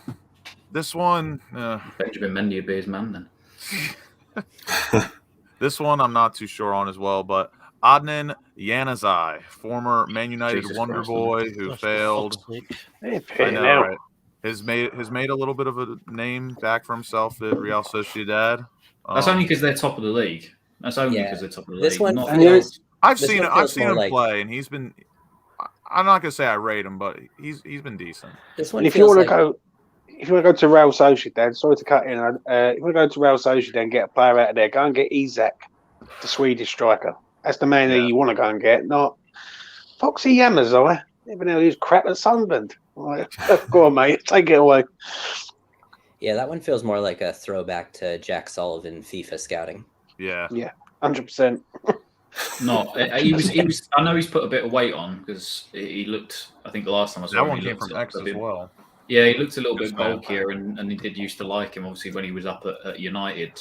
But he was, I think, yes, he was a little bit weaker, especially when he went to Sunderland and whatnot. But again, just no, there's just no point whatsoever, because he's not getting in front of Bowen, which is where he would need to play. So it's just especially because they're top as well. They're not going to want to let somebody like that go in January. So it's just for the money as well. It's just not a chance. Anyone else want to plead ignorance to Adnan Januzaj? Yeah, fuck, Yeah, I'll plead ignorance for sure. fuck that guy. He was dog shit. He was genuinely dog shit at Sunderland. He was awful. Yeah. Awful. Yeah. No, I know him, and no, absolutely not. The best player in that Sunderland When you team. said I know him, like a quick snap in my head was, oh my The god. best player in that Sunderland team for years was, or for a couple of years anyway, before they got relegated, was Duncan Watmore. And Duncan Watmore was better than Januzaj was at Sunderland. And that's saying something. What He's kind of a hole now. What about Landon Gooch? Lyndon Gooch. Gooch? I'm not taking the piss either. Landon No, I Gooch. know you're not. I know you. Okay. Well, you You gave me that look like, is this guy taking the piss no, right because now? they had what's his face? Your starting right back the other night. American geezer. What's he called? Des Oh, Yedlin. McKinney? No, who was he? The one who played for Newcastle. He plays, I think. Yedlin. Oh, DeAndre Yedlin. yeah. Wow, Aidan McGeady, Sunderland legend. Great shout. All right, next one that we're on to. We already Still talked a little plays for bit him. about him. Yeah, In League One. absolute legend. YouTube ledge. That's what I like to call him. Hoop mixtape. kinda guy. Got his own FIFA skill move. There you go, James. the McGeady spin. I learn something new every day. The next one we're moving on to, we already talked about him a little bit. Andrea Belotti. If anybody has any further thoughts, comments, ideas on Andrea Belotti, If he becoming signs, Hammer. if he signs and We're winning he's the fucking lot. and if he signs and he becomes sort of like an impact sub, then I'll tell you something now. Then we mean real business. I think he's absolutely top class, that geezer. Really do. I don't see him. I don't see the price is going to be what probably. Yeah, I just can't Not- see him not really Contract's up coming in off the the bench. summer, by the way. Yeah. It's not the price because his contract runs out, doesn't he, Tom? Yeah, That's true. In the summer. yeah. I just can't see him willing to come off the bench. No, I can't either. But I think the thing is as well, I'm not saying he's dipped in form at all, because I do think, as James just said, I think he's a fantastic striker, and the fact that he was getting regular minutes in the Italian team in the summer proves that he's still got it. But for me, the Belotti of 4 or 5 years ago when Chelsea wanted him for like 40 million. He was scoring goals. And every we single are week. overlooking. He is an absolute fucking bastard to the core. Oh, he's huge. He's a big boy as well. Like he's a lot similar to Antonio. Maybe not as actually like built in just chiseled muscle, but he's a big striker. But for me, A, he won't come off the bench, but B, even though he's a good player, I don't think he's that 40, 50 million pound Do you player. think he I don't want to say too good for us, but do you think he would accept the role? I mean, he plays for Torino, so clearly we're bigger than what he's at now. But the thing is, he's been linked with all those clubs, but he's never gone. Is there a reason for that? I don't know. But for Probably me, just doesn't want to leave his home country. I don't know though. If a Premier League club comes in, says to you, "Do you want to come to the Premier League?" But Chelsea did that, didn't they? Like 40, 50 million a few years ago. But I mean, and again, at the end of the day, he wanted to play with that big bastard he'd have to Zaza be up comfortable front. leaving Italy too. But is that a case though, Tom, that if he goes to Chelsea, definitely on the bench? Where, let's be honest, if Antonio ever falls foul of an injury, then Belotti plays, doesn't he? Let's be honest. Like maybe. I feel like Belotti would still play their important like cup games though. I mean, I don't think he stays on the bench for long if he does. I really feel like Moyes prefers Bowen at striker than most of the other options out there.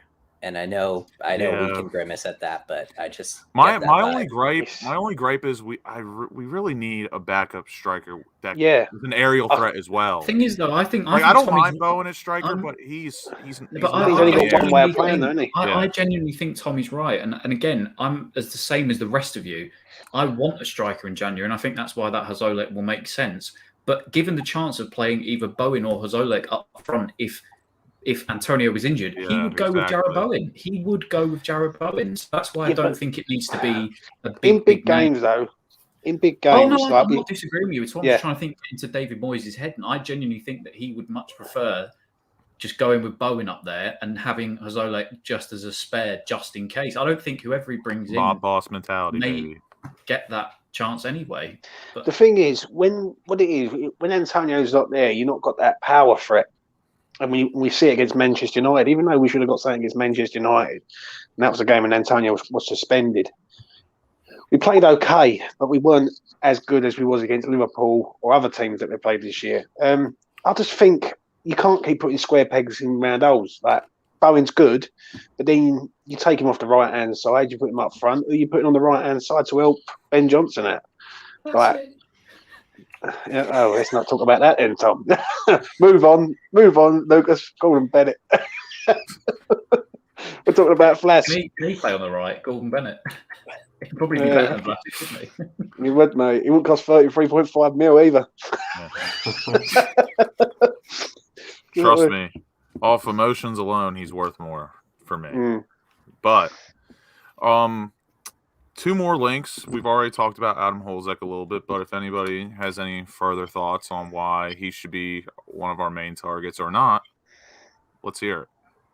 Real quick, before we get into all that, I have to actually leave. I got to go to work. But it was a pleasure, gents. Always. Absolutely. Take care, Sonny, man. See you guys next time. Take care, man. See ya. That's funny. Me and Iris, time we're gonna have to. Lucas, kick him off, will you? 5-minute penalty. We're muting Mark. Bench him. Personal foul. Unnecessary roughness. 15-minute penalty. Yellow flag. Oh, yes. Taunting. Oh, for sure. You're out, Mark. Taunting. For sure. Will be assessed at the end of the show. We're going to have to do it like college. Sorry, Tommy, do you have a vape and you're smoking cigarettes? Is that ruining the point of the vape? This vape stops me from chain smoking these. Oh, okay. I don't know. I think the thing with Pulisic is, if you're looking at it, Moyes is doing two things. He's trying to strengthen the squad now, trying to add depth, but he's also worrying about 2 or 3 years from now, which is great. That's also something that needs to happen. And so I'm kind of with everybody. Like, I think we're always going to be that Antonio injury away from things being a lot more difficult, but I just don't see, somebody, I don't know, that Belotti just seems impossible to me. I Tommy, don't know you how to were describe it. right. He is actually 6'2", and I said 6 foot, so he is a big bastard of a kid. Yeah, But he's a big lad. he's a stocky lad as well. He's a big, stocky lad. He's strong. He's good in the air. He's a good finisher. He's young. He'd be And willing he's to play the second most fiddle. important part. Yeah, he'd be willing to play Check. second fiddle to Antonio by this time. Our man who owns 20%, 27% of our club owns the club he plays for. We'd get a really great deal on him. We wouldn't have to splash out big money on him. I think he would be a good fit, frankly. Please, let's not all forget the last time we signed an Italian striker. What happened? Yeah, but then saying that, one of our greatest ever Yeah, but players he was made an for Italian a striker. great and all name. goes on. No, made but for great memes. he's no. The difference is that Di Canio never played with Simone Zaza. That is what I'll say. He's been learning Simone Zaza whilst he's been at Torino. And to be fair to you, Simone Zaza will probably turn around and say, "Do not go to West Ham." I've still got memories of that chicken dance that he done in the Euros against someone, Euros. mate. So, The running man. for me, yeah, for Really, I me, just remember the ball flying to the left corner, corner flag. Didn't thing he is- torch us in the Betway Cup or something too, right before they got? No, Yeah. but to be serious, I think Klozek makes a lot of sense. Makes a lot of sense. I've got to disagree on it. I think he's a good player, but I think it's a bit of a risk if you take Antonio out, put Helzek in, and says, "Right, here you go, mate. You're 18 years old. You're in the Premier League, or you're in Europe. We're relying on this kid to hit the ground running, and let's be honest, we don't know what we're getting doing." There isn't a Czech player in our history that's let us down too badly. I don't mind young if the talent is there. I just don't want to miss a potential opportunity where in 2 or 3 years' time we look back and think, "Fuck's sake, we could have taken him." You know, when he's I agree with you there. You know, I think it's low risk, especially if we can take him on a loan to buy. I mean, for real, this guy's got to be free. Essentially, the guy's got to be free. Yeah, money but laundering going on. No, I think Klozek is talented. I don't think it's a massive gamble. I think it's a risk worth taking. And I don't think if Antonio were to go down, the expectation would be that Holzek is going to come in there, step in, and try to take over in Antonio's role. I think Moyes would probably move around his strikers, and Holzek would still probably come off. The thing is, I think the best thing for it is as well. I think the best thing for it as well is that it makes sense that, because I think Antonio's at that point of his career as well in terms of age where he doesn't need competition for his place because his place is guaranteed. I think when you've got somebody who's a little bit older, and let's take Soufal, for example, who's not at the same age as Antonio, he's a few years younger, yes, but Ben Johnson was there to challenge him for that place. And all of a sudden, Ben Johnson's come on leaps and bounds. So actually having somebody like Ben Johnson. Exactly, but not having someone like a Belotti to challenge Antonio for that place, but more just to learn from Antonio that if and when that day comes, that he can go forward. But I understand what you're saying there, Tom. I don't think he's at the point of his career where he needs that competition for a place. Yeah, but I understand what you're saying. But there's certain games where Antonio goes missing, and he might have to come off because he ain't performing. Like, I know he's good, Antonio. He's done well for us, but there's been games this season, for instance, that he's been on the pitch and he's been missing in action. Really, he's nowhere to be seen. And like at the end of the day, what Lucas says is 100% bang on. We need someone to come off the bench and be an impact, if it ain't going right. And anyone, please. Anyone I do, yeah, for me. 100%. But that means, but James, that means that we're not going to sign a kind of a top of the line striker. We're not going to splash out 35 million on Ivan Toney for that. I understand that. And we shouldn't. We shouldn't splash out money to be honest, I wouldn't play mind that role. What could be the move? I'll say this before James, you get your last word in.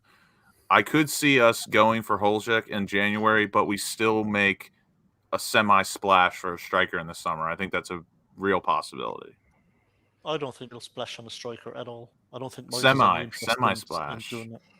I think that we're all going to groan because he's going to try to. At the end of the day, we're going to be upset with Lingard or nothing. I think the longer that Ivan Toney stays at Brentford and he keeps doing what he's doing, I think he's the long-term play because I think he's the closest thing to. I think he's the closest thing to Antonio currently in the Premier League. We missed that one though. Everybody was talking about Tony and who's the other guy? I think is that Chelsea. Tammy Abraham as well. Tammy Abraham, that piece of shit that I didn't want. Yeah, I everyone wanted was Tony back that and forth, like, season. which one do we go after? Which one do we want? We ended up not doing anything with either of them. And we missed that. We missed that. That season before he just absolutely blew up for Peterborough. I said then, and I go back on record, or back on Hammers Chat, back when it happened, and it was before he went nuts at Peterborough for that season, that he was almost a carbon copy of Antonio in terms of, but just with more skill on the ball. Basically, those 3 seasons where he was on 3 different teams, 10+ goals each time. Yeah, he's a class player, mate. And he's the next level of player to Antonio. And the thing is, Antonio's good, but he's not a natural striker. Ivan Toney's a natural striker. And I think the chances that Ivan Toney would get, he would bury a hell of a lot more than Antonio does. What I would say is, though, he seems to have. He would. The only thing I'd say is he's benefited more because he had. I think I can't remember, it was Clark Harris when he was at Peterborough, and obviously now he's got Mbeumo there. If he can lead the line Mbeumo's himself, class too. I really enjoy watching him. If he can lead the line by himself, which I think he'd have no problem doing, he likes to sit on the last, shoulder of of his back to goal, and he's got the ability to hold it up and turn, and he's got the skills at the ball at his feet. He's not like Antonio where he just leaves the ball behind when running for on goal. 100%. Then I think it's a win-win, but I think that's a long-term play, unfortunately. So while we're on the subject, we are playing Wolves this weekend, and there is a certain very large winger at Wolves that David Moyes could try to do with Antonio. Not massive, but he is pretty big. I know it's not logical. I actually love that play of Traore trying to switch him to a striker. Well. It's something you could see Moyes doing. It's a big, strong lad. Ass with a banjo. He doesn't score no goals, Tommy. He does. He's more chaos than Antonio. Neither did Antonio. Antonio has. And you got to respect the move of him 9. putting oil on his arm, so no one. But even when Antonio was at right back, which Traore did at times, he still scored actual goals. He still got his name on the score sheet. I get Traore is incredible at creating, but his end product for me is just abysmal. And I know he threatens teams. I understand that. But you can't have someone like that just leading the line. No, I think Antonio was a pretty terrible finisher. He's awful. Yeah, he's grown into the number 9 role. He's gotten better. 2 years. I'm saying. So I'm just saying, from Moyes' perspective, if he's looking for a carbon, as James is saying, if he's looking for a kind of Antonio clone, he might look at that and think, "There's another winger I can convert to number 9." Yeah, but we've got to stop that, though, Tommy. We need to buy a striker, not keep doing wingers into strikers. I don't understand. I don't understand it. I really don't. I'm not talking from what I think should happen. I'm just trying to get into the head of David Moyes. Well, he needs to start looking at strikers, not wingers and strikers, because you can't listen. You can get away with that once or twice. You don't know. Anatovic was one. Obviously, Antonio's gone in there, but let's be honest. Antonio. Yeah, but Antonio's been forced into that role. Really, let's be honest here. That comment, Traore is an athlete, not a footballer. You could have said that. I agree. Antonio, when he was playing on the wing. Well, it's a bunch of shit. But, it's a noisy thing to do, isn't it? Yeah. Would anyone, hand on heart, would anyone be shocked if Moyes did it? No. I think there's somebody. I think Novelist just said there. I would rather Ismail Assar than that. Because at least 100%. He's got an eye for goal and he can finish and he's got that pace. That's dreamland. I didn't even know Antonio could play until last season. I literally thought he didn't know how to play. His finishing has improved massively since he's been put up there and kept up there and played every week. Really improved his finishing. Yeah, but I still say the same thing about. Like Jordan Howard on the pitch, huh, Mark? What's that? It's like throwing Jordan Howard on the pitch. Exactly. But when you're competing with Lucas Perez and Cleary and Zaza and all that, you're going to be a better finisher. Jonathan, my God. Yeah, I mean, let's roll back the years. But listen, Ismail Sarr's the man for me, mate. Also, I think he's wasted at Watford. I think if we could get him out of Watford. I'll tell you what, I agree, James. I love Sarr. I really do. I think he's class, mate. Absolute quality. Do you know what I mean? But he's not a striker. And he's a winger, isn't he? But if you're gonna go down that route, you might as well go and get Rafinha out of Leeds. Like, if you want to go and start pushing the boat out for wingers and wide men. Again, I think we're all set. No, but all these people that we're mentioning, they all play in the same spot as Jared Bowen. So unless he is going to keep converting them into strikers, they're just, it's not the avenue. Unless what is going to happen, Tom, is that Jared Bowen's the backup striker. Yeah. And then that's square pegs again, isn't it? So is what it is. Last target before Moyes doesn't seem to mind square pegs up top, does he? Yeah. I was just about to say that. Yeah, but how long can you get away with it, though, Tommy? Let's be honest. Right, how long? Let's be honest here, as fans. We've watched West Ham 11 games in, and the only injury we've got is a centre half. We've got 4 centre halves. To be fair to you, it's not just. I hate to go back to it years and years ago, but it's not just Arnautovic. It's not just Antonio. He'd done the same thing with Marouane Fellaini, and he was unplayable at his time at Everton. So he has a history of doing it, and it seems to work out more times than not. But I agree with you. There has to come a point where you actually say, right, we actually need a striker, and not just the same process of waiting until they. It's like they're scared. It's like they're scared to go and get a striker for some reason. Because every striker that we back in sign is, apart from Haller, I won't have anything bad said about him. A shit. This Diego Simeone's son looks quite useful as well. He's scoring plenty of goals this season. All right, last target before we move on to Wolves away prediction. Funny thing. Eddie Nketiah. Absolutely not. Yeah.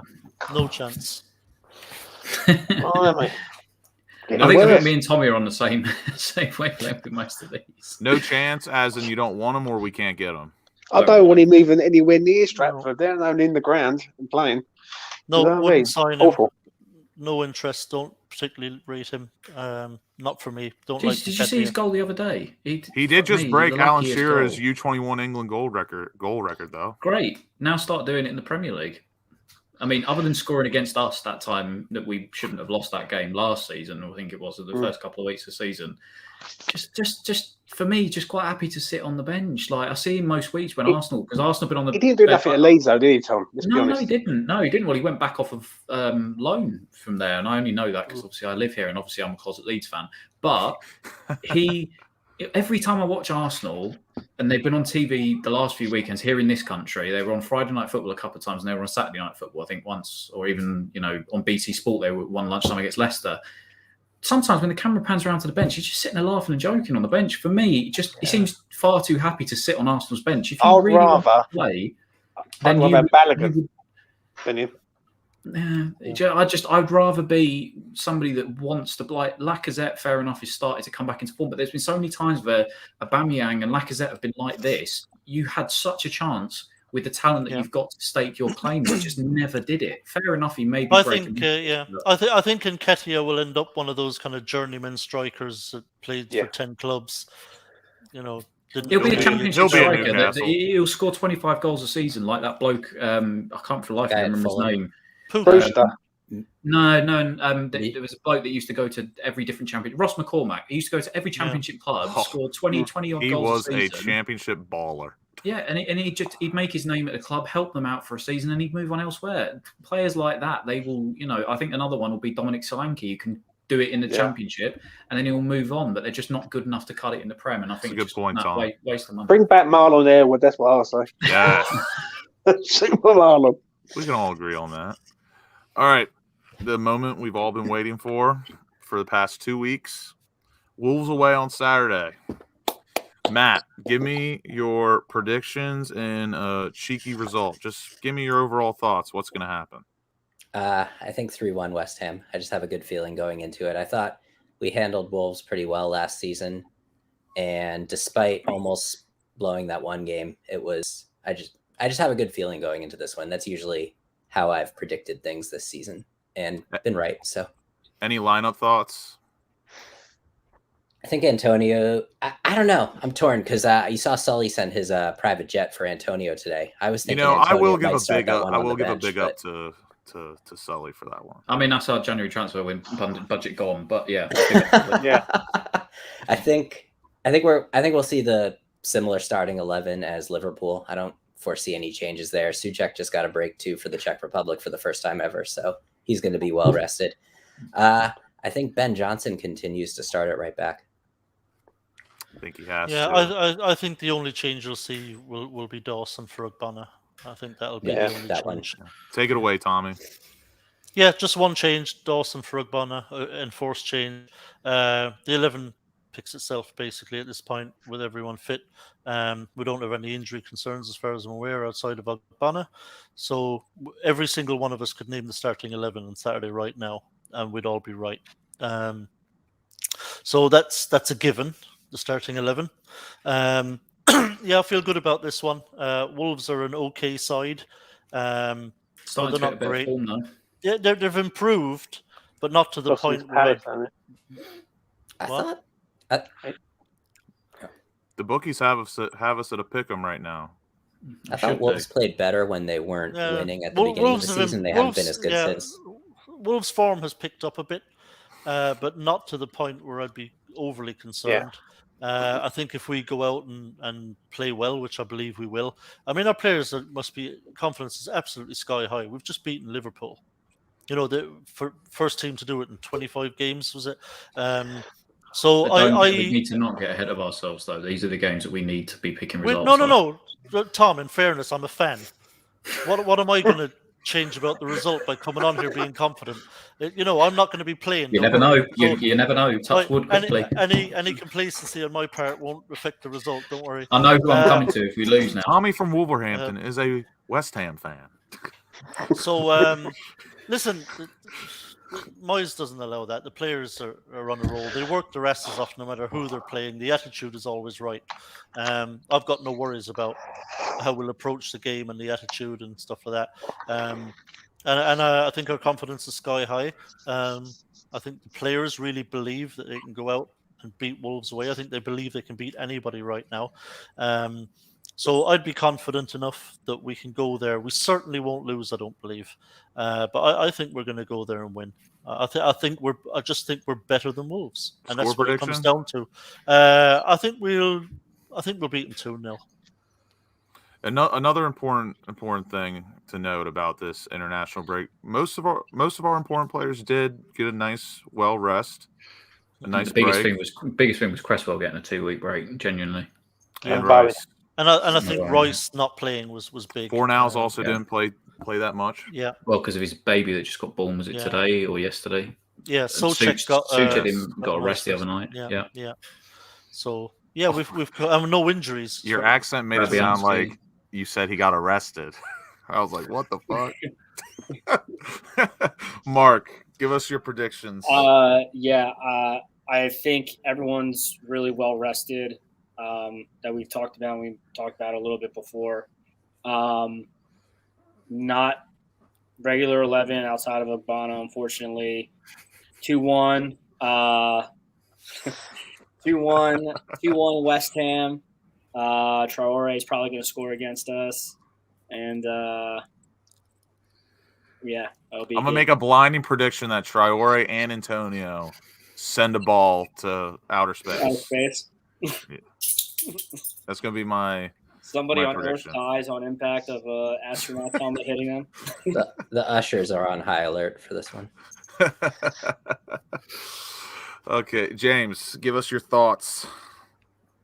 I think it's gonna be an entertaining game, mate. I think I can see goals in this one all day long. I've done a betting show on my thing, and I think Bowen is the man who's going to score on Saturday. He scored at home and away last year. And I really fancy him to score. I think he's going to be fit. He's going to be firing. He's going to be raring to go. I don't know. Obviously, we can't take Wolves. James. Yeah, he's their buff, mate. Obviously, but I must admit, I'm happy with how everything's going, but we can't get giddy. Like never satisfied. No, what it is, international break, mate. After the international break, we don't usually play well. And it happened to Southampton when we come back from the international break. We drew 0-0 and we really was a bit lacklustre there. Then we come back from another international break, I think, after for the Everton game, and we nicked it up there. Like, it was a game we dominated, but we just couldn't score until Ugbana scored late on. So I don't feel there'll be goals in this game, though. I think all the boys are up for it, and I fancy us to go there and get the win. I'm going to say 3-1. I agree with Matt. Tom, give it to me, man. 3 words. Huang Hee-chan is my absolute I was going to say diamond, just love child. I followed him when he was at Salzburg, followed him when he was at Leipzig when he didn't really get game time. Only really played in the Pokal over there. I absolutely love this geezer, and rightly so. He's showing this season why potentially we should have signed him as that backup striker. I just think he's absolutely electric. I think a lot of the attention gets put towards Jimenez, but this boy really has got the pace, his finishing, he's got absolutely everything. I genuinely was gutted when we didn't sign him. And I'm out of probably what is there 6 of us here? Out of the 6 of us, I'm probably the most nervous for this one, just because it is after that international break, like James said, and I do think that I don't think we'll lose, but I think it will be 2-2. I'm calling a lot of 2-2s at the moment. I feel like I'm doing that every single week, but there's a bunch of cheeky Desmonds. Cheeky Desmonds, but it's that old Bonner thing as well. Craig Dawson after a 2-week break. What's he going to be like? Obviously, we know he's got a mistake. That is also another interesting topic. I'm not too sure on who is going to be Zuma's partner. I think he was imperious. I think he was absolutely exceptional against Liverpool, but he does scare the shit out of me sometimes. He can't be his forever partner. I think Dawson has to come in for this game because he's got the experience and he's been there. But the Man City game is him, and it's got to be Zuma and Issa for me. It has to be. There's no Issa has to start putting his finger out. I will back Issa up 100% because I think he gets criticised quite a lot, really, for needless things. And people are so easy to go, it's Issa's fault. But he's got to be trained up with Zuma. And I think if the pair of them are trained up like they were in Zagreb, we've got a good pair in there. I agree with James. I think Issa Diop's very talented. I think he just has to learn to not switch off. I think sometimes maybe lack of concentration catches him out. Sometimes he gets himself out of position, and that's when he gets in trouble. I think he just needs to sort out his concentration a little bit and never switch off. He does seem to switch off a little bit and kind of forget where he is on the pitch and loses track of. But do you think though, Tommy, that Zuma will get the best out of him though? Like you got a French 26-year-old international. You got Issa Diop who's 24. What better person to learn your trade off? Really? It has the potential to be an excellent partnership. And the thing is, it's not like he's come in to us and he's never not done it, because he can just look back at that first season in the Premier League and he was our best defender of that year. He was outstanding there, and he knows himself probably that he slipped from that level. I think he is. And to be honest with you, when Oggy went down and it was clear he was going to have to go off, I would have brought Diop on in the Liverpool game. I thought it was tailor-made for him, but can't really blame Moyes for bringing Dawson on. I thought he came on and had a really good game. Yeah, he was exceptional. It's those little mistakes now and again. Like I think of that Southampton one when that Broha came out and hit the post late on. Like it's just something. It's like a switch in his head that goes. Tackle. Yeah, it's like something just switches his head. He goes like, Craig, you must go and do something stupid. Like it just, there's no reason for half the stuff that he does when he. I think he's okay, Tom. I think he's okay for 1 game in and then 2 games out. Like he's that type of player. You can bring him in for it and he'll do a job for you. But we see it last season. He come in the 30th of December last year against Southampton. He played it every game up like the next 10, 12 games. He was brilliant for the first 10, 12 games, but then all of a sudden it just like the switch went and it was let's be honest, the Newcastle the Newcastle game, he was all over the fucking place. Yeah. I mean, he was self-destructive, didn't he? So I just think I think personally, if Issa is coming in with Zuma, this is his last chance to do something at West Ham United. If he's got another career at West Ham, Issa's got to do it with Zuma, because if he can't do it with Zuma, he can't do it with anyone. And he needs to be sold. I'll say the same thing, though. The last thing I say on the Wolves match, I said the same thing against Aston Villa. Thankfully, Danny Ings was injured, and I think that helped us with the fact they didn't play with 2 strikers up top. I do fear 2 strikers up top, and I do fear both Jimenez and Huang, and I do think that we will struggle against the two shot. I just think whenever we've struggled this season, it has been against two up top, and I think that for me is that is Very true. very true, very very true. But I think one of our biggest weaknesses is having to deal with two strikers up top, and I think that those two create a lot of problems and can cause a lot of problems for us on Saturday. So that's why I'm still in the back of my mind. I'm a little bit nervous, and I think if Danny Ings had been playing with Ollie Watkins, that game at Villa Park, I think would have gone differently. And as long as they're and of playing course with they had two up top on immense and Saturday, tough, you know. yeah. And if they do play with those two up top, I just think for me, I think we could at times struggle. That Villa game, that Villa game is one of those games where the scoreline doesn't tell the story.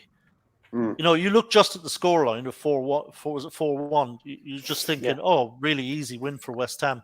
But even against 10 men, we struggled for a bit, and they were kind of pinning us back at times, and we didn't play.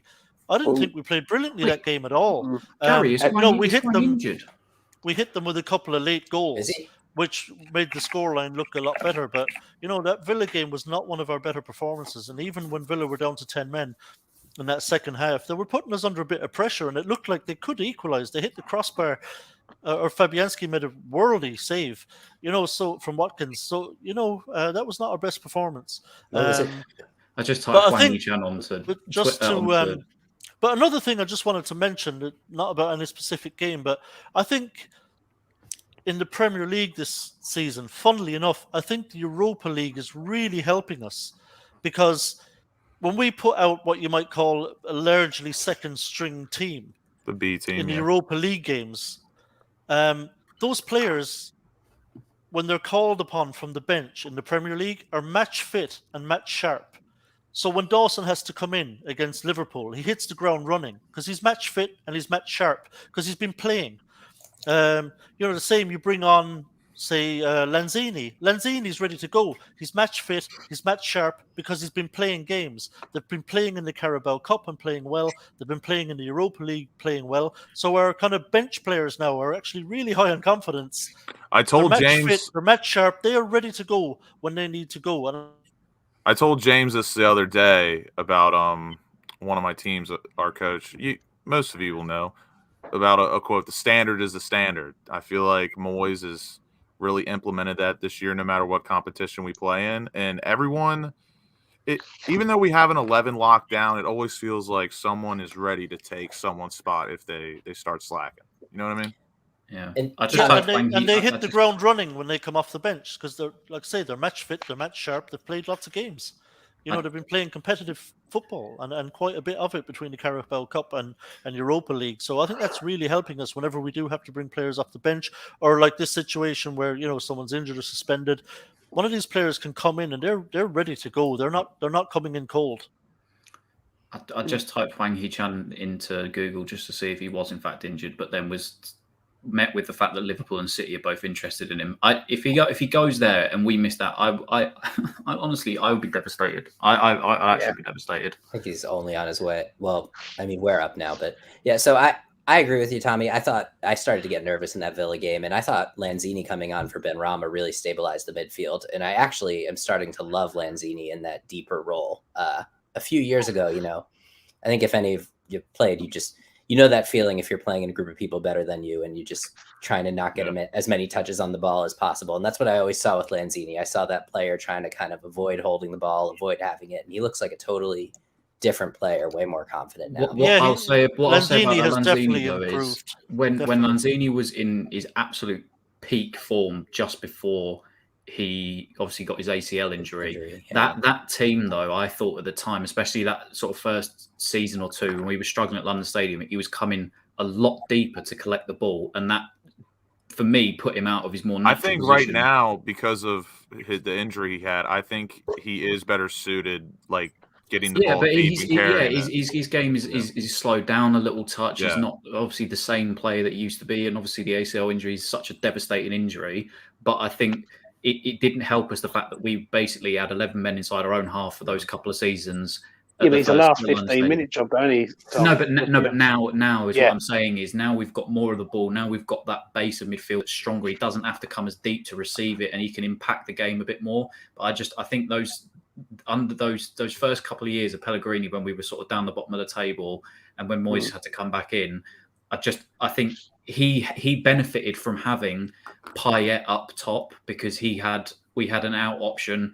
He could, play a little bit higher up the pitch, but then as soon as Payet left, all of a sudden he was having to come so deep just to collect the ball, because we were defending half the time. And I think that I think another thing that really helped him when Payet was there is that opposition teams were so terrified of Payet that they were almost, all their focus was on stop Payet, and Lenzini almost became invisible to opponents, and he just gave him this freedom and space that he otherwise probably wouldn't have had. There is a proper player in there. I mean, he was so good those first couple of years before his injuries. James probably pulls out his Lanzini shirt, but he was so good, and that talent is still there. He's just obviously not at where he used to be. Maybe doesn't have that quick. That's why he will be a forever hero for me for that goal against Spurs, mate. He's an hero in my eyes. Hero. Yeah.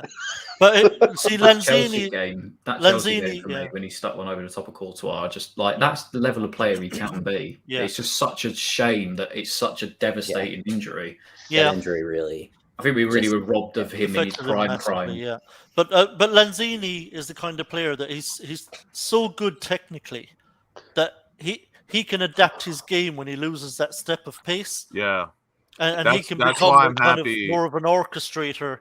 Linking up play, because he has the eye for a pass and he has that technical ability. He's got such good feet that he can adapt his game to losing a bit of pace. And I think that's why I'm not saying that he's as good as him by any stretch of the imagination, but for me, somebody that he could look to in an Argentinian mould that didn't used to have that first step of pace, but was still able to influence the game massively. And I know there's a golfing difference here, what I'm about to say, but Riquelme was never based on pace. It was as if he has an Argentinian to look up to that could influence the game, that didn't have the lightning quick pace or like a Messi to be able to turn the game on its head. Riquelme was absolutely amazing at doing that. And I know he did it at a higher level, maybe longer than Lanzini, but he's got the perfect Argentinian mould, if you will, to look at someone like that, or even a Santi Cazorla back in the Prem. And I know Fornals does that now, where we kind of look at him, or David Silva in that similar mould. You don't have to be the most electric, but if you've got that eye for a pass and that, when it comes to exactly like these kind of players, they were never predicated on pace, but my God, did they affect the game? That's why I'm happy. Yeah, I mean, like Xabi Alonso had no pace, but I mean, what a player! Yeah, what a brilliant. Well, player Xavi didn't really have any pace. Neither did Iniesta. I'm not saying he's like those type of guys, but you don't have to be the fastest man in the world to affect the game. If you've got the feet and the brain, you can. Pace won't bother you really, will it? That's why I'm happy Lanzini's been able to adjust to that slower, deeper role, because I still think he can carry the ball forward.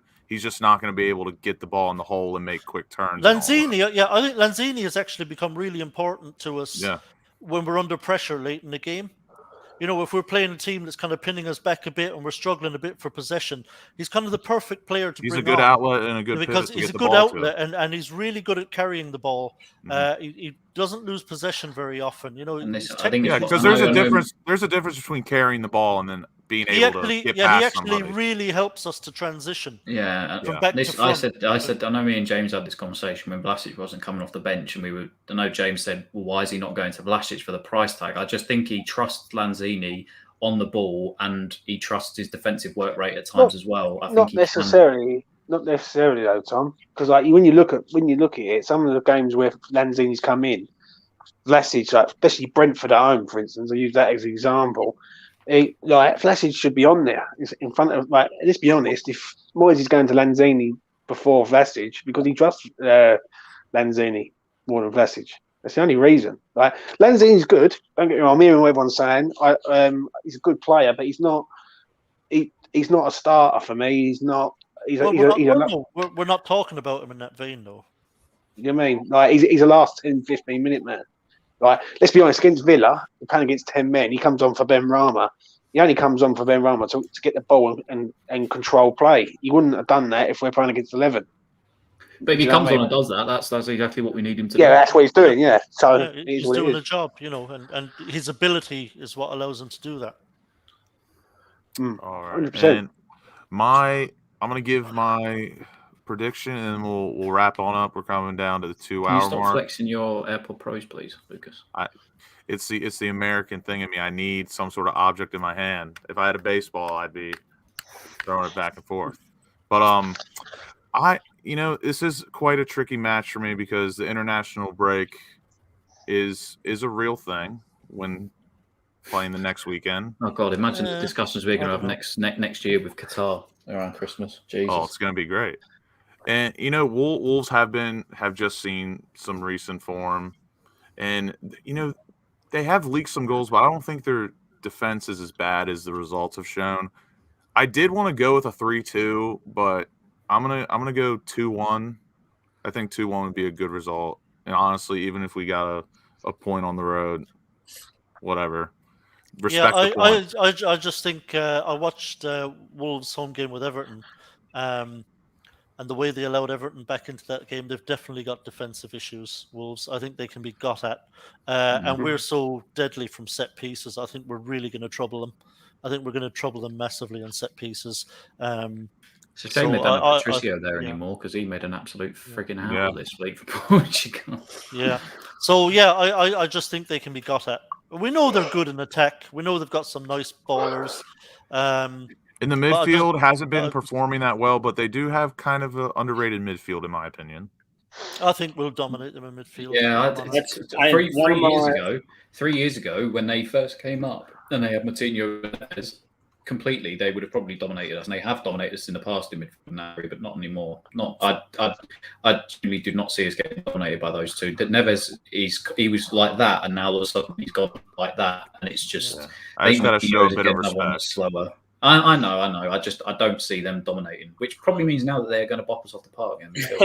I don't think they'll try and dominate us. I think they'll try and play us on the counter. One of my concerns, Tommy, is their offense, and just with the speed that they have. I mean, Dawson can get caught. He's the half step a little slow if he does get the start, assuming he is the one who comes in. I could see him getting exposed a little bit with some pace, but we'll see. As long as Moyes don't go 5 at the back, he won't. As long as he don't go 5 at the back, then that's it. I don't think we will. I think the fact that he matched up against Liverpool with 4 at the back, if he was to, it would be like, my God, he might as well have started World War III with the fans. In my opinion, that was the turning point for me. Even if we lost like 2-1, 3-2, whatever. Tom, I'm messaging you out at 2:00, mate, on Saturday. If he sets up 5 at the back, I'll say what you're on about, Tom. No, he's not going to set up 5 at the back against Wolves. I think he'll be confident we can go there. Play better not. 2-3-1. He set up 5 at the back against Genk, Tommy. Come on, let's be honest. I think that's just because Masuaku was healthy, though. Yeah. Who knows? Yeah, I mean, the way Wolves cut through I'm pretty confident we can half. go there and do a job on Wolves. So real quick, Mark, what was your prediction? 2-1. James, what was yours? 3-1, mate. Bowen scores. Tom, what was yours? 2-0. We'll score 1 from a set piece, and Antonio will score the other. Tom, 2. 2-2. Matt? 3-1. All right, and I think that about does it. I said 2-1. I really want to go 3-2, but I'm going to say 2-1. We're going to wrap it on up. We're at 1 hour 56 minutes. I want to thank everyone in the chat that has been along with us. 18 viewers strong. Got up to about 24, 25. We appreciate all the time you spent with us. I want to say thank you to Mark from Philly. It was good seeing you. It's been quite some time. If we ever do a watch along again, I'll prepare the liver. Definitely. You let me know. I'm down. I know you're down. I want to say thank you to James and a big congratulations. Each one his own TV just hit 200 subs. Long may it continue. Let's get him to 300 before the year's over. James, you got anything you want to say? Yeah. Thanks for the support, mate. And we're going to West Ham. We're going to do something this year. 100%. I've got every faith in the boys, and let's start off at Saturday with a win at Wolves. This is the best chance we've had in a very long time to actually win some silverware, and that's what it has to be all about for me. 100%. I want to say thank you to Irish Tommy, who is part of our network as well, doing the post-match review with Chris. Tommy, you got anything you want to say?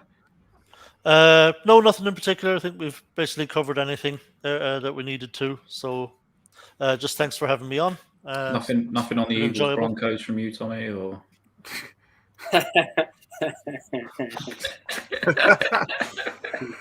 I want to say special thank you to first time participant in our show, Matt from Mass. I really appreciate you coming on and joining us. It was a pleasure having you. Yeah, thanks for having me on, guys. Appreciate it. Hope you can come on more. And Tom, thank you for coming on. Everyone, Athers 32, you already know the deal. Go get it going. Tom, you got anything you want to tell the people before we go? No, not really. They're probably bored of seeing my ugly mug the last few weeks on here, but no, it was a good show. So yes, Thank goodness you said it. I've been thinking for a while now. Listen, the fact that we managed to keep it under 3 hours and also without Papa Lee as well is Get your schedule sorted out, Lee, for God's sake. Yeah, if Lee was hosting, these good boys would keep us up for another hour. So, hey, this was a good 2 hours straight of proper shithousery football talk, and I appreciate you all for joining me. And like I said, can I just quickly get it in before it just PSG? I thought you said you had nothing else to say. No, I know, but because Lee's not here, PSG. There we go. Thank you, everyone in the chat. Thank you, gents, for joining me. And hopefully Saturday we will have something to something to rave about. He's trying to stretch it out so it gets to over 2 hours. Just yeah, I see the play. That clock. Yeah. I am. We're in injury time. It's just blow it up, ref. Blow it up. All right, take care, everybody. Let's go. Come on, you Irons.